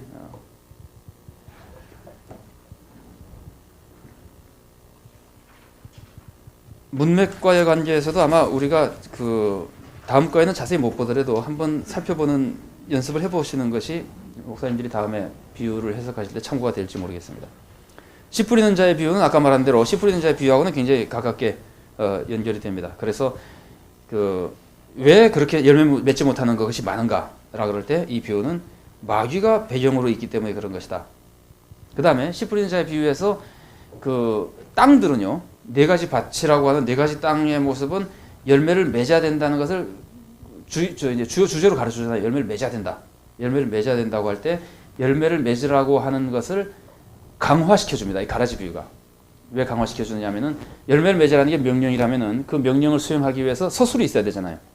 그 서술 역할을 가라지 비유의 그 심판 부분이 아주 강하게 해주고 있기 때문에, 종말론적인 운명을 강조하기 때문에 해주고 있고요.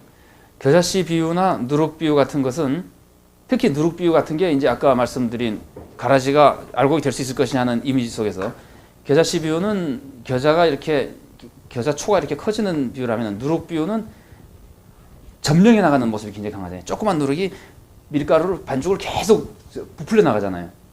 그런 이미지 속에서 희망적이기도 하고, 참을 만한 희망이 생기는 겁니다. 그러니까 그 꼴을 내가 꼭 나중에 지켜보겠다, 그래서 참는 게 아니고 그 사람들이 변화되는 것을 기대하면서 참는다는 거죠. 누룩 비유가 그런 이미지를 부각시켜주는 거죠. 그러니까 가라지 비유에서만 가지고 있는 약한 메시지를 이런 주위 것들이 강화시켜줘 가지고 아주 희망 속에 가라지 비유에 나오는 메시지를 따를 수 있도록 도와줍니다. 보화 비유나 진주 비유는요, 우리 좀 이따 하겠습니다만은, 가라지 비유는 망하는 것을 강조했다면은, 이제 보화 비유나 진주 비유는 천국에서 얻는 복이라고 하는 것이 얼마나 큰 건가를 강조하면서, 그러니까 그쪽에는 당근을 강조하면서 아까 말씀드린 대로 메시지를 강화시켜주는 역할을 한다고 볼 수 있습니다. 그물 비유는 뭐 거의 같은 메시지를 강조하는데 몇 가지 다른 점에서 이제 몇 가지를 더 부각시켜준다고 볼 수 있습니다. 그 외에 마태복음에 지금 쭉 나와 있는 심판을 강조하는 모습은 가라지 비유의 심판 부분을 드러내주고, 그 다음에 심판받는 이유를 쭉 설명한 부분들이 있죠. 이런 사람 심판받는다, 예수를 안 믿는 사람 심판받는다든가, 불법을 행한 자들 심판받는다든가 했을 때 그 심판받는 내용들은 가라지 비유에서 가라지가 어떤 사람이냐 하는 것을 설명해 주는 역할을 합니다. 우리는 그냥 가라지는 불신자다라고만 생각하지만 하나하나 설명한 부분들이, 불법을 행하는 자, 그러면은 그게 멸망받고, 여기서는 가라지가 멸망받는다면은 가라지라는 인물은 사실은 예수를 믿지 않는 사람들이고 의롭게 살지 않는 사람들이고 자기 마음대로 악한 짓을 하는 사람들, 이렇게 이제 쭉 부각시켜주고 설명하는 역할을 해줍니다.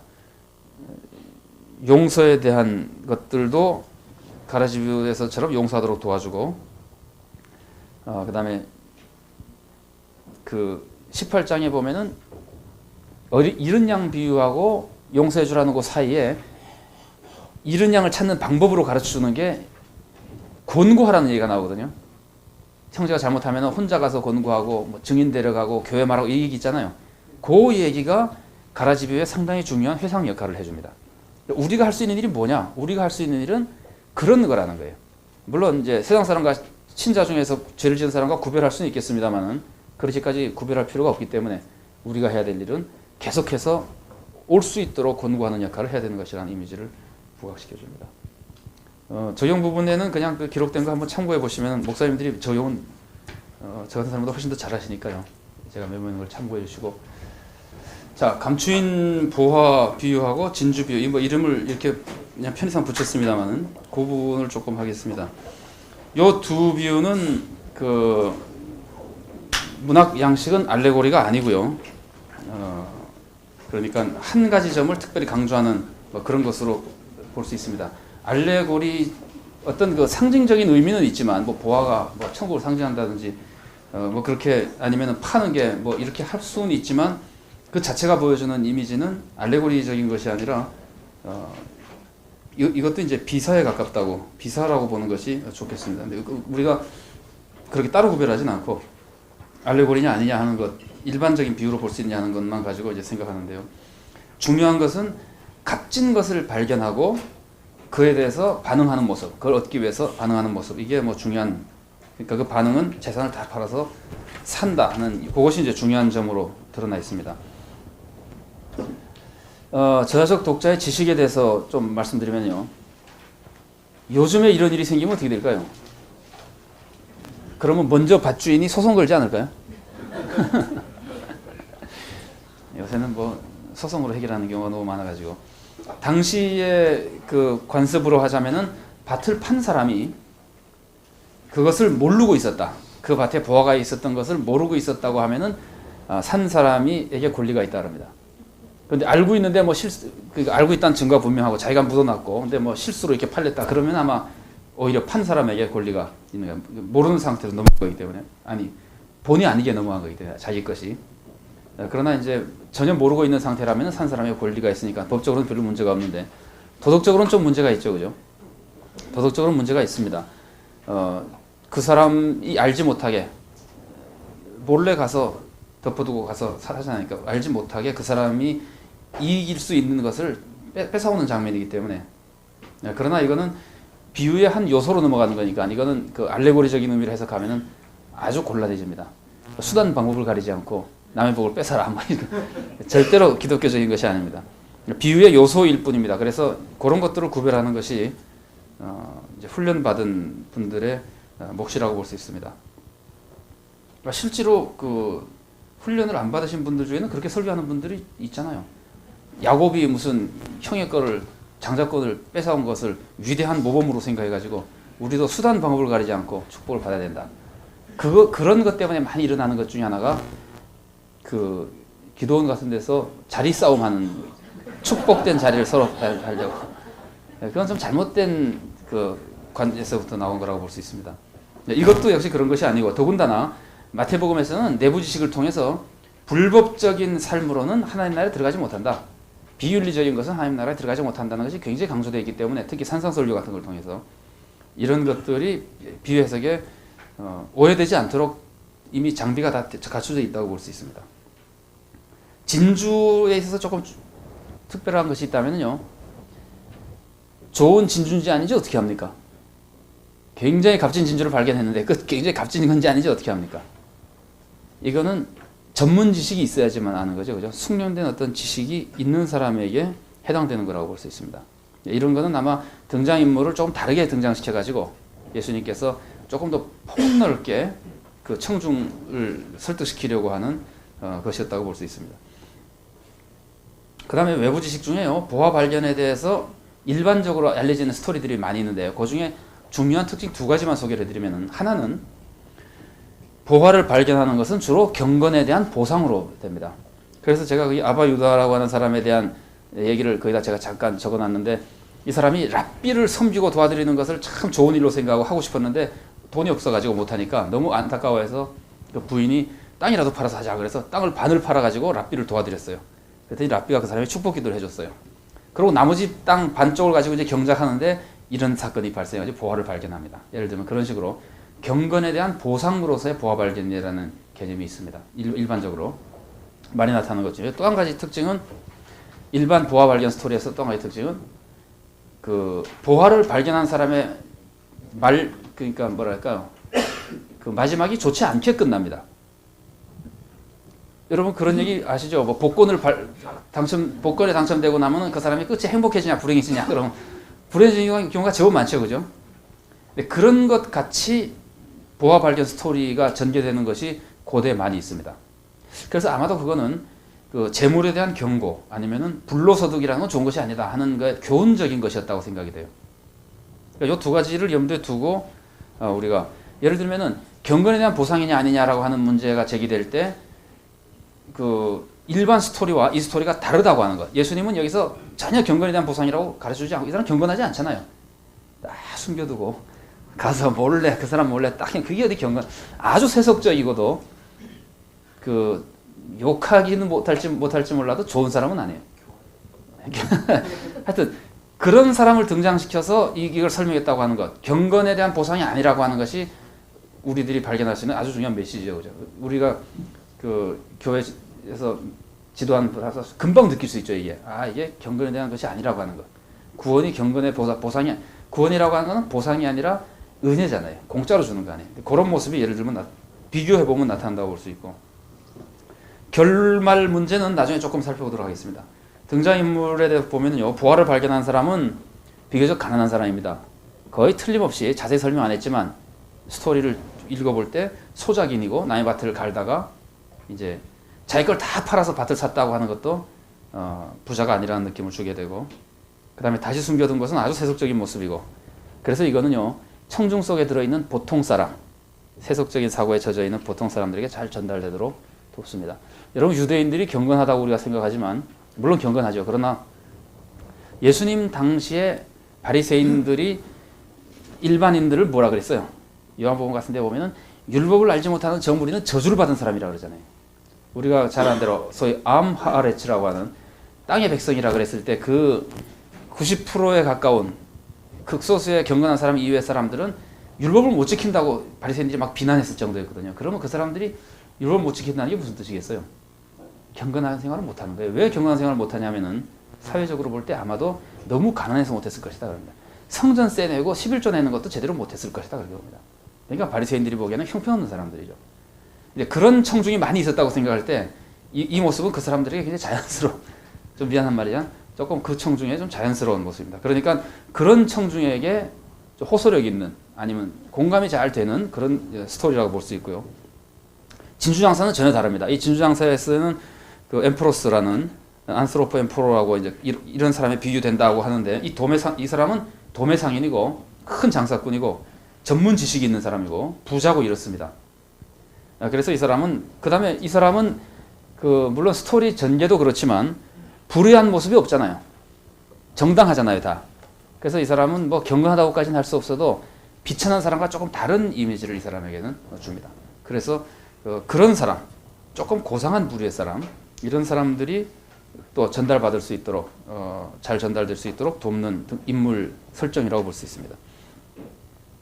감추인 보화에 나타나는 보화의 특징이 크게 두 가지가 있다면 하나는 값지다고 하는 것, 굉장히 값진 것이라고 하는 것하고 또 하나는 뭐죠?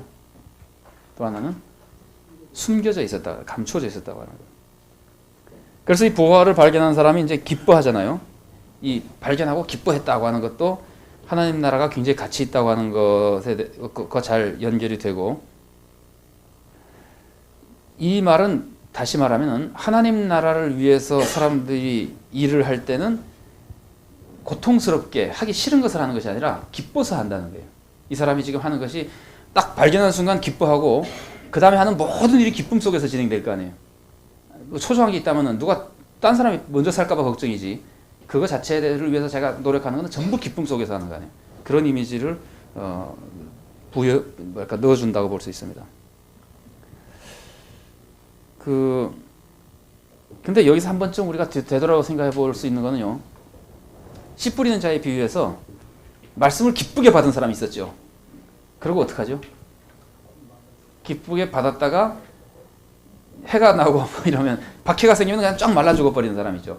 근데 그 사람과 이 사람을 대조하면은 어떤 차이점이 있습니까? 둘 다 기뻐했는데 처음에 기뻐했는데 이 사람처럼 되려면 그 사람이 뭘 해야 되는 겁니까?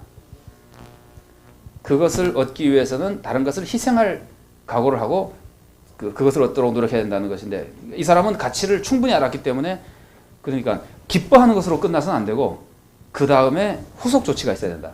그러니까 이거는 그런 점에서 씨 뿌린 자에 비유해서 기뻐했던 사람의 모습을 보완해 준다고 볼 수 있습니다. 같은 기쁨의 이미지가 등장하기 때문에. 그 다음에 요거는 그 틈메우기를 통해서 여기 이제 진주장사 비유는 좀 나와요. 근데 보화에서는 그 틈메우기를 좀 해볼 필요가 있습니다.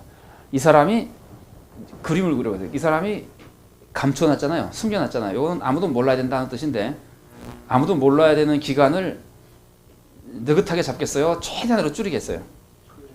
최대한으로 줄일 거 아니에요. 그러면 이 사람이 지금 앞으로 하는 일이 얼마나 신속하게 이루어질 것인가 하는 것을 감을 잡을 수 있죠. 그래서 이거는 이제 그냥 틈메우기를 통해서 우리가 짐작해서 볼 수 있다면은 하나님 나라에 대한 인간의 반응은 신속하고 그러니까 그 결단이라고 하는 것이 계속 미루거나 뭐 이러는 것이 아니라는 거예요. 신속하고 부지런하게 일어나는 것이다 하는 모습을 보여주고요. 자기의 소유를 다 판다고 하는 것은 물론 이것도 하나님 나라의 가치를 보여줍니다. 보화의 가치를 보여주고 그 다음에 하나는 보화를 얻기 위해서는 많은 것을 포기할 수도 있어야 된다는 이미지가 있는데 이 이미지가 이 그림에서 얼마큼 강할 것이냐 이게 다 파는 것이 단순히 스토리를 전개하기 위한 것이냐 다 팔았다고 하는 것이 아니면은 그게 굉장히 다른 것을 희생하는 게 굉장히 중요하다는 것이냐 하는 것을 우리가 이해하려면은 일반적으로 마태복음에서 천국을 얻기 위해서 많은 희생이 필요하냐 안 필요하냐 하는 내부 지식이 있었다면은 이걸 이해하는 데 도움이 됩니다. 그동안에 한 번도 예수님이 천국 얻는데 고생할 필요 없다고 해놨다가 여기서 갑자기 다 팔았다고 얘기하면 그 답한 것은 스토리의 요소에 불과하지 메시지가 없습니다. 그러면 이제 평소에 마태가 가르쳐준 아니면 예수님이 가르쳐준 우리가 가지고 있는 이미지는 천국에 들어가거나 천국을 소유하기 위해서 많은 것을 희생해야 된다는 이미지가 있습니까? 나를 따르려거든 자기를 부인하고 막 이렇게 나오잖아요. 그 다음에 예를 들면은 천국은 뭐 좁은 문과 같다. 예를 들어 이런 거. 근데 그것도 참 그러고 보면 재밌어요. 멸망으로 가는 길은 넓고 그래서 사람들이 많이 가고 천국은 좁고 협착해서 그래서 사람들이 적게 간다. 이거는 구원받기가 쉽지 않다는 이미지를 보여주잖아요. 근데 또 한 가지는 거기서 찾지 못한다는 말을 하죠. 길이 협착하여 찾지 못한다고 할 때 찾지 못한다는 게 무슨 뜻인가요? 찾지 못한다. 거기서 우리나라는 찾는다는 말에 두 가지 의미를 가지잖아요. 막 이렇게 찾아 나서는 것을 찾는다 그러고 또 하나는 발견하는 걸 찾는다 그러잖아요. 이 두 개가 전혀 다른 단어거든요. 그렇죠, 그죠? 하나는 영어로 하면 search for가 되고 하나는 그냥 find가 되고 그러는데 전혀 다른 개념인데 거기서는 발견한다는 뜻입니다. 천국이라고 하는 건 사람이 발견을 잘못한다. 굉장히 무서운 개념이죠. 그러니까 목사님들의 책임이 굉장히 크죠. 네? 알려줘도 그야말로 참아야 되겠네. 그런데 그런 것들, 그런 이미지가 이제 여기도 저기 숨겨진 거라는 이미지랑 연결되어 있긴 합니다만 어쨌든 찾았다 하더라도 뭐 찾기도 어렵지만 찾았다 하더라도 여기서 이제 그런 이미지는 우선 여긴 별로 없고요. 우연히 지금 발견된 상태로 들어가니까 천국 들어가기가 어렵다고 하는 것을 여러 군데서 가르치고 있기 때문에 모든 것을 다 팔았다고 하는 것은 천국을 위해서는 희생할 수 있어야 된다고 하는 것이 내포되어 있다고 볼 수 있습니다. 그 다음에 이제 밭을 사는 것은 인간의 응답을 강조하는 모습인데요. 오해하지 말아야 될 것은 천국을 그러면 내 힘으로 사냐, 내가 뭔가 팔고 갖다 바치면 살 수 있는 것이냐 하는 건 아니잖아요. 그거는 외부 지식을 통해서 충분히 알려져 있는 것이기 때문에 거기에 대해서는 별로 오해 소지가 없고 오해하지 않도록 물론 해야 됩니다. 그 다음에 여기서 이제 강조된 것이 보화를 발견하는 과정보다 보화를 발견하고 나서 이 길이를 보면은 어떤 사람이 보화를 발견할 때까지의 과정이 많이 나와 있는 것이 아니라 발견한 다음에 그걸 다시 사는 데까지 과정이 많이 나와 있죠. 그죠? 그래서 이 부분이 강조하는 것은 인간의 반응이라고 볼 수 있습니다. 그러니까 감춰진 보화 비유나 진주 비유 같은 것이 강조하는 메시지는 하나님의 은혜가 강조된 것이 아니라 인간의 책임과 응답과 반응을 강조한다고 볼 수 있습니다. 그런 것들이 이제 흐름 속에서 우리가 쉽게 발견할 수 있는 것들이고요. 그 반응이 핵심이긴 하지만 인간의 반응을 강조하고 있긴 하지만 그 반응은 무엇 때문에 일어날 수 있는 것이냐면은 무엇 때문에 일어나는 거죠? 왜 그렇게 반응을 하는 거죠, 이 사람이? 예, 그거에 너무 가지고 너무나 가치가 있는 거기 때문에. 그래서 반응이 인간의 훈련이나 무슨 인간의 결심으로 반응이 일어나는 것이 아니고 천국의 가치 때문에 반응이 일어나는 겁니다. 그래서 그 천국의 중요성을, 그래서 이거는 아무리 인간의 책임을 강조해도 율법주의화 되지 않도록 장치가 되어 있는 겁니다. 우리가 우리의 힘으로 노력해서 우리가 구원을 받는다고 하는 것이 율법주의거든요. 근데 그런 율법주의가 아니고 그 모든 것이 하나님의 은혜로 하나님 나라에 대한 것을 발견하고 그러고 나서 그 다음에 반응하는 것. 그래서 은혜에 의한 것이나 천국의 가치 때문에 반응하는 것이지 자기의 노력으로 반응하는 것이 아니다. 그래서 율법주의에 빠지지 않도록 만들어주고요. 그 다음에 그 바틀산 결과는 이게 안 나와 있죠. 샀다고 그냥 끝나죠. 그러면 그 결과에 대해서는 우리가 그 예상이나 틈메우기를 좀 해서 한 번쯤 생각해 보면은 몇 가지 뭐랄까요, 메시지를 조금 더 생각해 볼 수 있습니다. 하나는 아까 그 보화를 발견하면은 망하는 사람이 많았죠, 그죠? 그것과 관련해서 한 번쯤 생각해 볼 수 있고, 또 하나는 그 밭을 산 다음에 이 사람이 어떻게 되겠느냐. 일반적인 모습 속에서 생각을 해보나만 하지만 밭을 사면 이 사람이 어떻게 되는 거예요? 부자가 되는 거죠. 아주 행복해지는 거죠. 그러니까 발견해서 기뻐하고 그 다음에 사고 나서 기뻐하고, 사고 나서는 엄청나게 기뻐할 거 아닙니까? 말도 못하게 기뻐할 거 아닙니까? 이것이 우리들에게 보여주는 것은, 그러면 땅을, 자기에 있는 것을 자기의 모든 것을 다 팔아서 그것을 산 것은 희생이 아니잖아요. 근데 우리는 사실은 신앙생활 하다 보면 희생과 헌신에 대해서 얘기를 많이 하죠, 그죠? 근데 이 비유가 가르쳐주는 것 중에 하나는요, 희생과 헌신을 말할 수 있고 그것이 다 좋은 의미를 가지고 있으니까 그걸 반대하는 건 아니고요. 이 비유가 보여주는 이미지는 희생이 무슨 희생이냐? 희생은 없는 것이다. 그러니까 달리 말하면 신앙생활엔 희생이 없는 것이다. 좀 달리 얘기하면 신앙생활에 손해가 없는 것이다.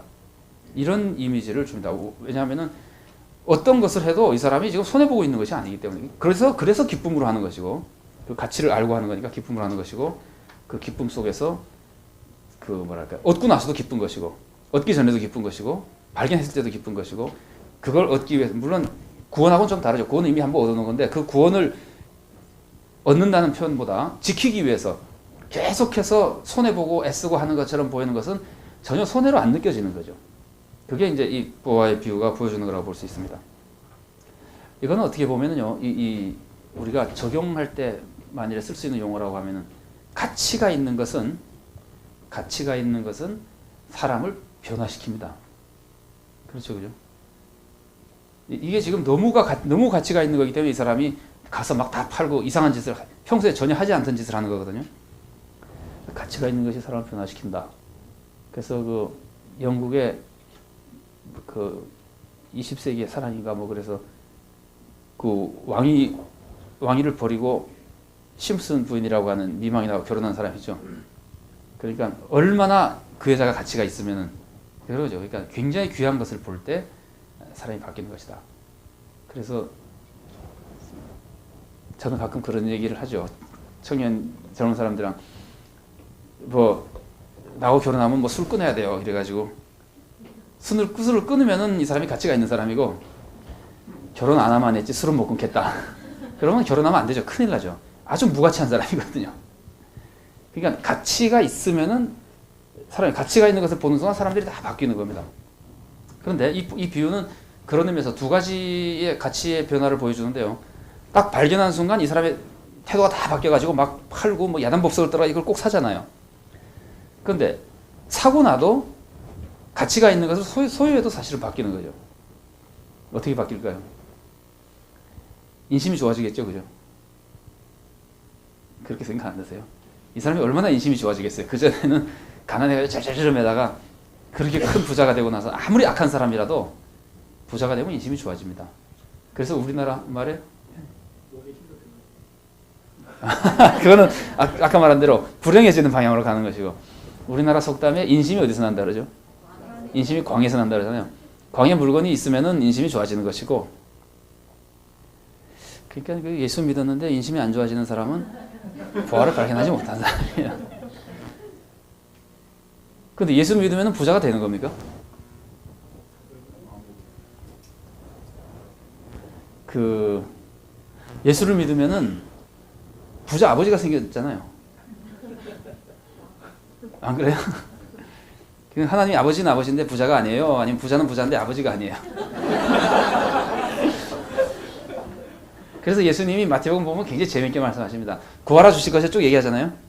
하늘에 계신 너희 아버지께서 너에게 좋은 것을 주지 않겠느냐. 그런 다음에 예수님이 딱 붙여서 하시는 말씀이 그러므로 너희도 남에게 대접받고자 하는 대로 남을 대접하라.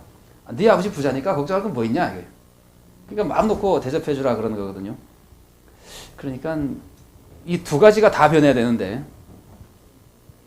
좀 고민이죠. 목사님들은 물론 되게 변하셨겠지만 자 어쨌든 이 사람의 그 삶이 밭을 판 다음에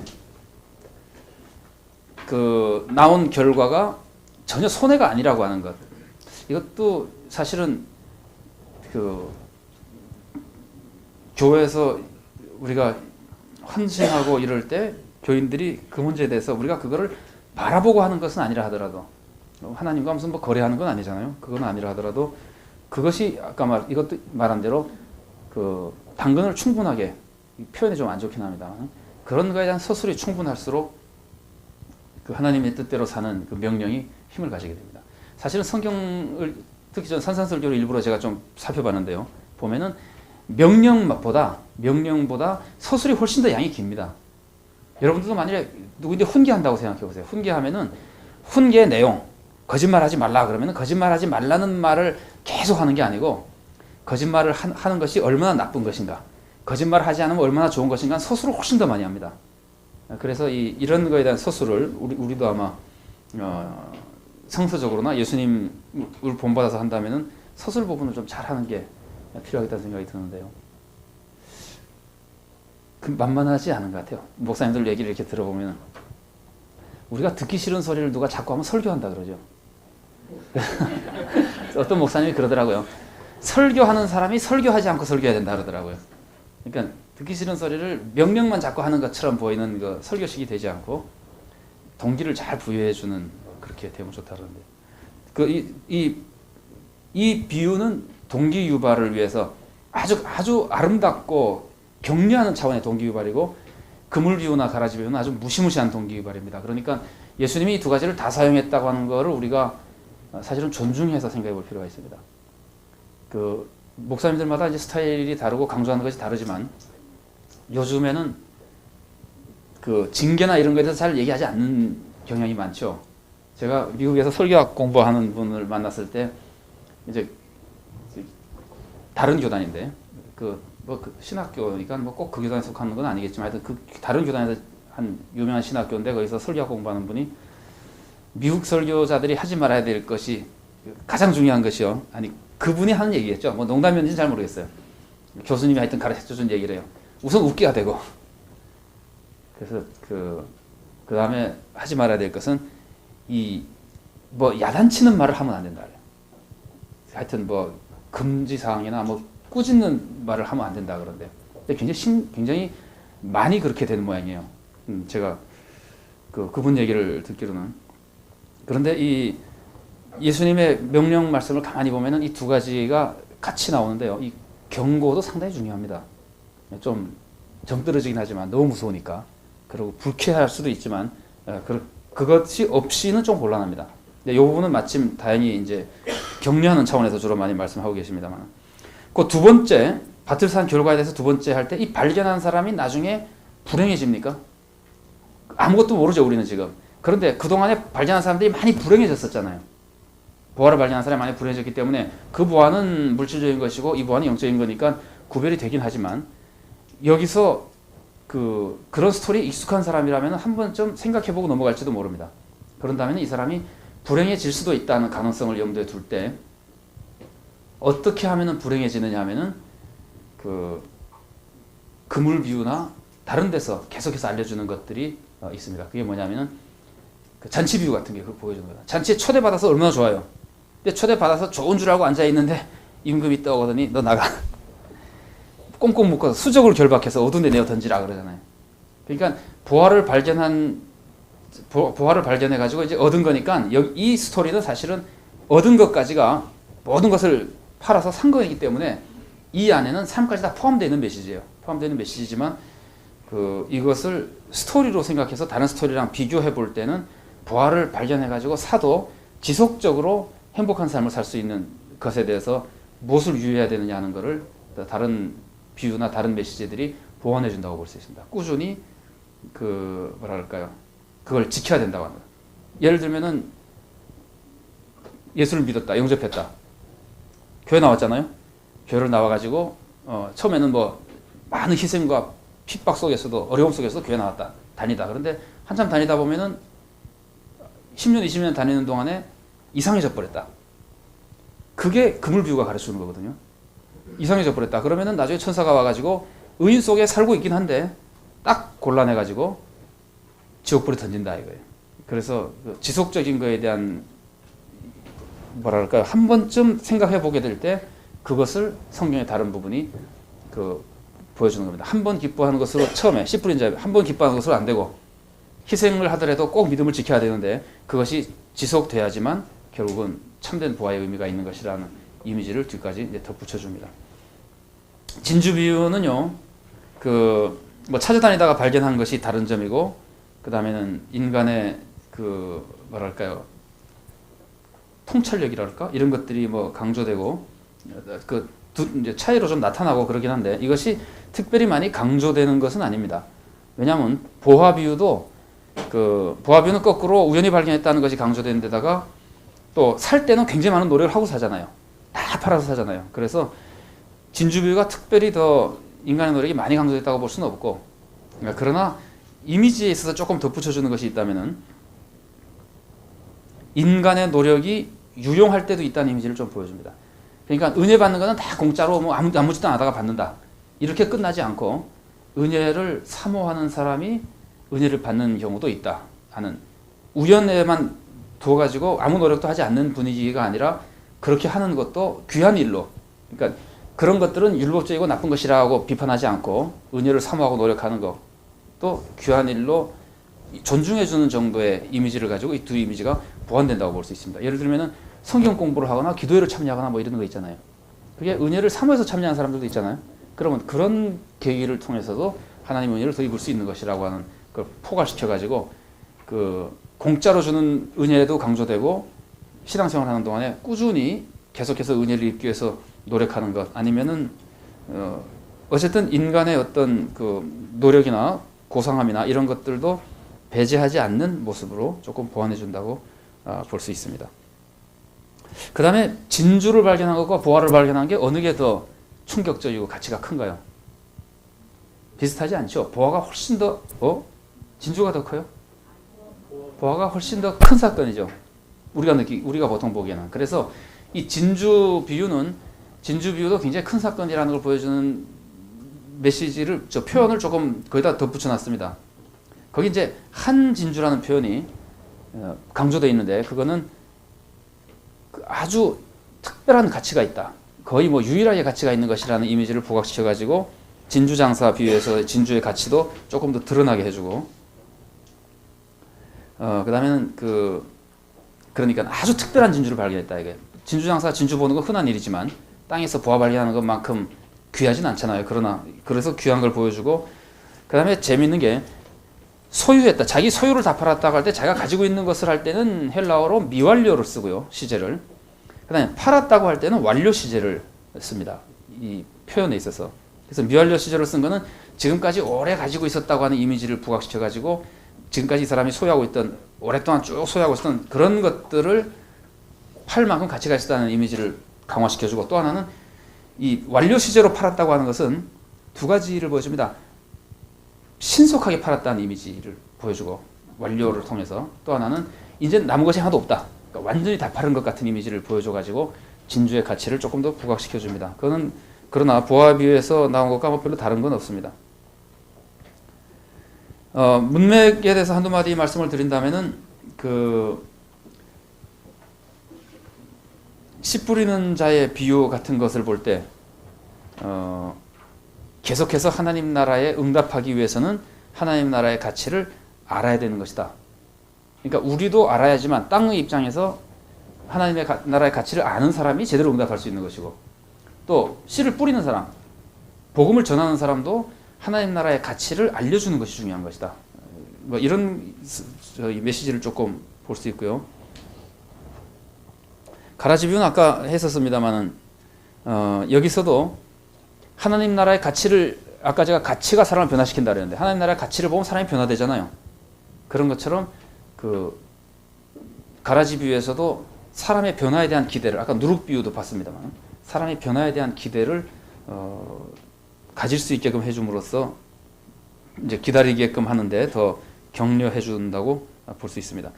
겨자씨 비유나 누룩 비유 같은 거는 인간의 책임보다 하나님 나라의 힘을 강조함으로써 인간의 책임이 지나치지 않도록, 너무나 인간에게다가 강조해서 율법주의적이 되지 않도록 도와준다고 볼 수 있습니다. 이 그물 비유는요,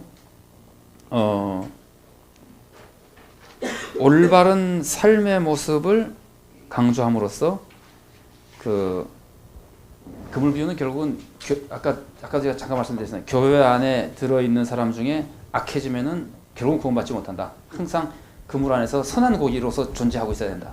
뭐 이걸 만일에 강조한다고 봤을 때, 그러면 땅을 팔아서 밭을 사는 거가 도대체 뭐 하는 거냐? 그 결단이 도대체 뭐냐 하고 했을 때 그 결단의 한 가지 모습은 의로운 삶을 지키기 위해서 희생하는 것이 그 결단에 속하는 것이라고 볼 수, 그 희생해서 사는 그 모습의 구체적인 예를 그물 비유 같은 데서 보완해 주는 겁니다. 구체적인 예라고 하는 게 그러면 뭐 그 어디 뭐 산으로 들어가서 종교단체 들어가는 것이 아니고 밖에 속에서 교회 다니는 것이기도 하지만 동시에 믿음의 삶을 지키기 위해서 그 꾸준히 노력하는 것들이 다 밭을 사는 모습과 같은 것이다. 뭐 이런 것들을 이제 덧붙여 주기도 하고요. 그 다음에 다른 그 문맥에 대한 얘기들이 거기 있으니까 혹시 한번 간단히 보시기만 해도 금방 무엇을 제가 말씀드리려고 그러는지를 아실 수 있을 겁니다. 적용 문제도 그냥 보시면 저보다 훨씬 더 쉽게 잘 될 수 있는 것이고요. 한 가지만 거기 덧붙인다면 이 보화 비유에서는 감추고 가잖아요. 숨겨두고 가잖아요. 근데 이거는 그 스토리를 전개하기 위해서 그런 것이거든요. 이거는 상징적인 의미가 없습니다. 왜냐하면 밭에서 보화를 발견한 다음에 더 펴놓고 가면은 스토리가 전개가 안 되잖아요. 그러니까 그건 덮어놓고 가는 것이 당연한데, 이거는 상징적으로 하나님 나라의 비밀은 숨겨놨다가 나 혼자 가져야 된다, 그런 뜻이 아니거든요. 그래서 그 여기 이제 명시되어 있는 건 아니지만 하나님 나라는 나만 얻기 위해서 숨겨놔야 될 필요가 있는 것이 아니다. 하나님 나라라고 하는 것은 얼마든지 같이 얻을 수 있는 것이다. 그래서 하나님의 나라를 위해서는 경쟁하지 않는다고 하는 것이 여기 나와 있는 건 아니고요. 이걸 읽을 때 우리가 정리해야 될 내용이라고 볼 수 있습니다. 근데 교회에서는 이상하게 그런 생각하는 분들이 있는 것 같아요. 내가 하나님 나라에서 더 큰 상을 받아야 될 텐데. 그런 생각하는 사람입니다. 아니면 우리 교회가 하나님 나라에서 제일 뭐 칭찬을 많이 받는 교회가 돼야 될 텐데. 그런 생각하는 사람들이 있는 것 같아요. 하나님 나라하고 전혀 관계없는 개념입니다. 그 하나님 나라는 숨겨두는 것은 하나님 나라의 모습이 아니라고 하는 거에서 우리가 한 번쯤 얼마든지 같이 나누고 받고 하는 것이지, 경쟁하거나 더 큰 상 같은 거 찾는 것은 하나님 나라와 좀 다른 모습입니다. 그물 비유에 대해서 제가 한두 가지 조금 더 말씀을 소개해드리겠습니다. 그물 비유는 13장의 7비유 중에 마지막을 장식하면서 결론 역할을 하고, 결론 역할을 하기 때문에 13장의 비유의 색채에 심판의 색채를 조금 더 부각시켜 줍니다. 이게 결론이기 때문에, 결론인데 심판이 강조되기 때문에. 그 다음에 이 비유, 그물 비유 같은 경우는 문화 양식이 좀 알레고리적입니다. 그러나 알레고리적인 요소도 있고 아닌 것도 있기 때문에 조금 잘 구별해야 될 필요가 있고요. 알레고리적인 요소로 보자면은 그 고기들은 아마 일반 사람들을 의미할 것이고, 그물을 치는 어부들은 누구를 의미한다고 보기가 굉장히 어렵습니다. 왜냐하면은 잡을 때는 제자들 같지만 나눌 때는 천사들이거든요. 그래서 이거는 어부들에 대해서는 우리가 따지기가 어렵고 그물 던져서 잡는 사역 그 자체는 전도 사역을 의미한다고 볼 수 있고 나중에 나누는 사역은 최후 심판을 이제 상징한다고 볼 수 있습니다. 그리고 그물에 그러니까 세상에서 고기를 잡아서 그물로 끌고 들어왔는데 그럴 때는 그물에 들어와 있는 고기는 누구를 상징하겠어요? 그물에 들어와 있는 고기는 교인들을 의미한다고 해요. 교회에 다니는 사람들을 의미한다고 볼 수 있습니다. 이게 마태가 많이 얘기하는 아까 세상에도 악인과 의인이 섞여 있지만 교회도 악인이 있다고 하는 것이 마태의 굉장히 중요한 그 개념이고 고민거리였었거든요. 비유 자체를 비유의 구조를 보면은 비유와 해설로 나뉘어져 있습니다. 비유를 얘기한 다음에 예수님이 세상 끝에 대한 것을 해설해 주는데 비유 자체는 두 부분으로 되어 있습니다. 고기를 모아서 잡는 부분, 좀 달리요. 고기를 모으는 부분이 있고 그 다음에 고기를 갈라내는 부분이 있습니다. 이 두 부분으로 구별되고 있고요. 해설은 그 가르는 모습에만 집중하고 있습니다. 이 모으는 모습에 대해서는 별로 해설하지 않고 마지막 때에 가르는 것만 설명해 주고 있거든요. 그런데 이제 가르는 모습에서 비유에서는 그냥 이렇게 땅에다 내버리는 것 같죠, 그죠? 근데 이거를 해설에서는 금방 불 속에 집어던지는 것을 하거든요. 그러니까 해설에서는 비유에서 나쁜 고기를 바로 불에다 던지는 것으로 되는 것이 아니고 상징적인 의미로 바뀌었기 때문에 별로 문제가 없죠. 비유는 비유 스토리로서 땅에 버리는 것이고요. 문학기법 중에서는 13장이 시작될 때 바닷가 장면으로 시작돼 가지고 이 그물 비유가 끝날 때 바닷가로 끝나거든요. 그래서 거기까지를 사람들이 이어진다고 연결되는 인클루지브 형태로 봐가지고 비유가 결론인 것을 잘 보여준다 이렇게 생각하고 교차대칭 구조 제가 그림을 그려놨습니다만은 이거는 보다 더 인상적으로 눈에 잘 두드러지게 만드는 거고요. 외부 지식에서 이 사게네라고 하는 그물은 그 그물 중에 제일 큰 그물이라고 합니다. 그래서 위에는 부구, 콜크 같은 거를 붙잡아가지고 위가 이렇게 좀 뜨게 만들고 폭은 1m 내지 2m 정도 되고 길이는 뭐 몇백 미터씩 된다 그래요. 그래서 두 배가 끌고 가든지 한쪽은 육지에다 고정시켜 놓고 한 배가 이렇게 삥 돌면서 끌고 오든지 해가지고 고기를 잡는 것인데 특징은 싹쓸이 한다는 게 특징입니다. 그 안에는 아주 싹쓸이가 특징이고 그 다음에는 잡은 다음에 나누는 것이 그러니까 특정한 고깃대를 찾아가서 잡는 것이 아니라 그리고 이제 내부 지식 중에 우리가 제자들이 사람을 낚는 어부가 되리라는 것을 알거든요. 사장에서 들었기 때문에 고기잡이가 복음을 전파하고 사람들을 전도하는 것이라고 하는 이미지를 금방 볼 수 있게 되고 당시에 바다가 세상 나라를 상징할 때가 많이 있었기 때문에 이런 표현 속에서 독자는 금방 그런 것들을 이해하게 됩니다. 더군다나 그물 안에 못된 고기가 있다. 이런 것은 교회 악인이 있다고 하는 마태 관과도 잘 맞고 그 다음에 그것을 교회라고 보기가 아주 쉬운 표현 중에 하나는 의인 중에서 이렇게 돼 있어요. 의인 중에서 악인을 갈라낸다고 되어 있거든요. 그러니까 악인 중에서 의인을 갈라내서 천국으로 보낸다 그러면은 세상으로 보이는데 의인 중에서 악인을 갈라낸다 그러기 때문에 교회로 보이는 겁니다. 이 잡아낸 모습이. 그러면은 제가 첫 시간인가 두 번째 시간, 지난 시간인가 말씀드렸지만 알레고리적 해석을 하는 이유는 알레고리이기 때문에 알레고리를 하는 거 아니에요. 그죠? 그러니까 그 알레고리는 반드시 본문이 전제한 알레고리여야 됩니다. 본문이 전제하지 않는 우리가 생각하기에 자기가 하고 싶은 얘기나 교리에 맞춰서 알레고리를 만들면은 잘못된 해석이고 적어도 마태복음이면 마태복음 안에서 설명하고 있는 요소의 알레고리는 그걸 존중해야 됩니다. 제가 지금 하다 보니까 알레고리적인 비유가 많아서 알레고리적인 해석을 많이 하는데 이거는 우리가 보통 말하는 알레고리적 해석이 아니라 본문에 충실하기 위해서 노력하는 알레고리적 해석이라고 봐주시면 좋겠습니다. 그래서 그래서 그물 안에 들어있는 고기가 막 교회를 상징하는 것으로 보이고요. 만일에 그렇다면은 세상에 있는 바다에 있는 수많은 고기들이 그냥 일반적인 세상과 거기 사는 사람들을 상징한다고 볼 수 있습니다. 외부 지식에서 갈릴리 호수에는 이거는 뭐 어떻게 알 수 있는지 모르겠어요. 24종 이상의 고기가 있다. 그렇게 났는데 지금 발견한 게 24종이라는 얘기인지 하여튼 여러 종류의 고기가 있고 부정해서 못 먹는 것이나 아니면 고기 자체 본질상 먹기에 좋지 않은 사람들이 먹지 않는 고기. 그럼 이런 고기는 땅을 비옥하기 위해서 거름으로 쓰기 위해서 그냥 땅에다 묻어버린다 그럽니다. 그래서 버린다는 말과 잘 통하고 마태복음에서는 아까 말씀드린 대로 세상이나 교회나 악인이 섞여 있다고 하는 것이 중요한 모습이고, 그 다음에 마태복음에서는 중요한 것은 악하게 살면 심판받는다. 심지어 종교적인 업적이 많은 사람도 삶이 악하면 심판받는다. 이게 마태가 굉장히 강조하는 거거든요. 그걸 우리가 염두에 두면은 그물 비유의 메시지에서 그 부분이 강조되는 걸 쉽게 발견할 수 있습니다. 특히 여기서 못된 곡이라고 할 때 사프라라고 하는 단어는 그 거짓 선지자가 맺는 나쁜 열매를 가리킬 때 그 사프라라는 말을 썼거든요. 그러니까 그 여기서 말하는 못된 고기가 어떤 것을 의미하는가 하는 것을 짐작하는데 참고가 될 수 있습니다. 그러면은 본문 해석이 메시지가 그 비유가 보여주는 아까 두 가지 모습이라고 그랬잖아요. 하나는 뭐죠?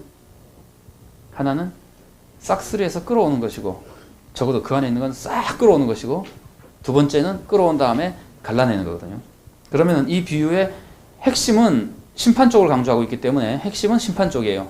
그러나 비유 앞부분이 얘기했던 부분도 전제된 메시지입니다. 그러니까 이 안에 포함된 메시지입니다. 그 포함된 메시지 하나는 차별 없이 전도해야 되는 것이다. 그러니까 닥치는 대로, 이거는 어느 비유랑 비슷하죠? 닥치는 대로 전도하는 거, 닥치는 대로 끌고 오는 거, 닥치는 대로 데려오는 거. 잔치 비유랑 비슷하죠? 닥치는 대로, 악한 자나 선한 자나 닥치는 대로 데려와라. 이제 그런 이미지를 여기서 주어서 그거랑 연결해가지고 그 메시지가 강조되게 되죠. 그 다음에 그물에 가득하면 끌어낸다고 하는 것은 계속해서 그물질 한다는 이미지도 있지만, 나중에는 심판이 있다고 하는 것을 암시합니다. 나중에는 결국은 끌어내서 결국은 심판이 있는 것이다. 이 말은 그물에 못 들어온 고기도 있고 들어온 고기도 있다는 것도 암시되어 있고요.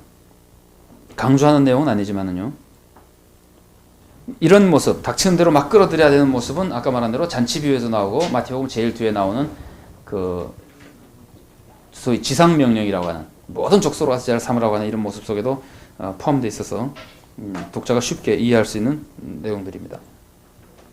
그러니까 이거는 끌어들이는 동안에는 가르지 않죠, 그죠?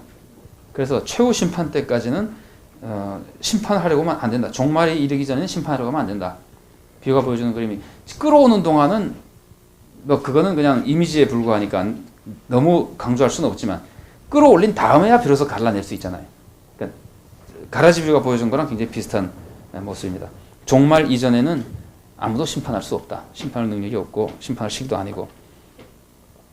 그리고 이제 나중에 심판이 있다는 것을 강조해가지고 그 해설 부분을 통해서 악인의 운명을 드러내주는데, 요거는 교회를 보여주기 때문에 아까 제가 말씀드린 대로 아까 가라지 비유가 세상을 보고 제자들의 아니면 신자들의 고민이나 갈등이나 그 경솔한 행동을 막았다면, 요거는 교회를 보면서 제자들이 실망하려고 하거나 심판하려고 하는 것을 막는 것이라고 볼 수 있습니다. 그리고 동시에 그 교회에 우리가 심판자가 되지 말아야 된다는 뜻도 있지만, 우리가 교회 안에서 그 악인이 되면 안 된다는 의미도 그 안에 내포되어 있습니다. 그래가지고는 내가 끝까지 의를 지켜야 된다는 의미가 같이 있습니다. 문맥과의 관계를 조금 보면은요, 그물 비유는 천국에 들어가는 자와 못 들어가는 자의 대조를 통해 가지고 그 결단을 강화하는데, 여기서도 나쁜 것의 운명을 강조함으로써 뭐랄까요, 앞에 나왔던 감추는 비유나 진주 비유에서 보화를 사려고 노력하는, 결단하는 모습, 아니면 진주를 사려고 하는 모습에서 그때는 좋은 것을 보고 사게 만들었잖아요. 근데 그럼 안 사면 본전이냐? 안 사면 본전이 아니라 안 사면 이렇게 된다는 거예요. 못된 고기처럼 된다는 거예요. 그래서 그 채찍을 여기다 같이 붙여놓은 거죠. 그래가지고 이 비유가 합쳐져가지고 더 강력하게 하나님 나라를 위해서 결단하도록 돕는 역할을 합니다. 그리고 이제 의인의 운명에 대해서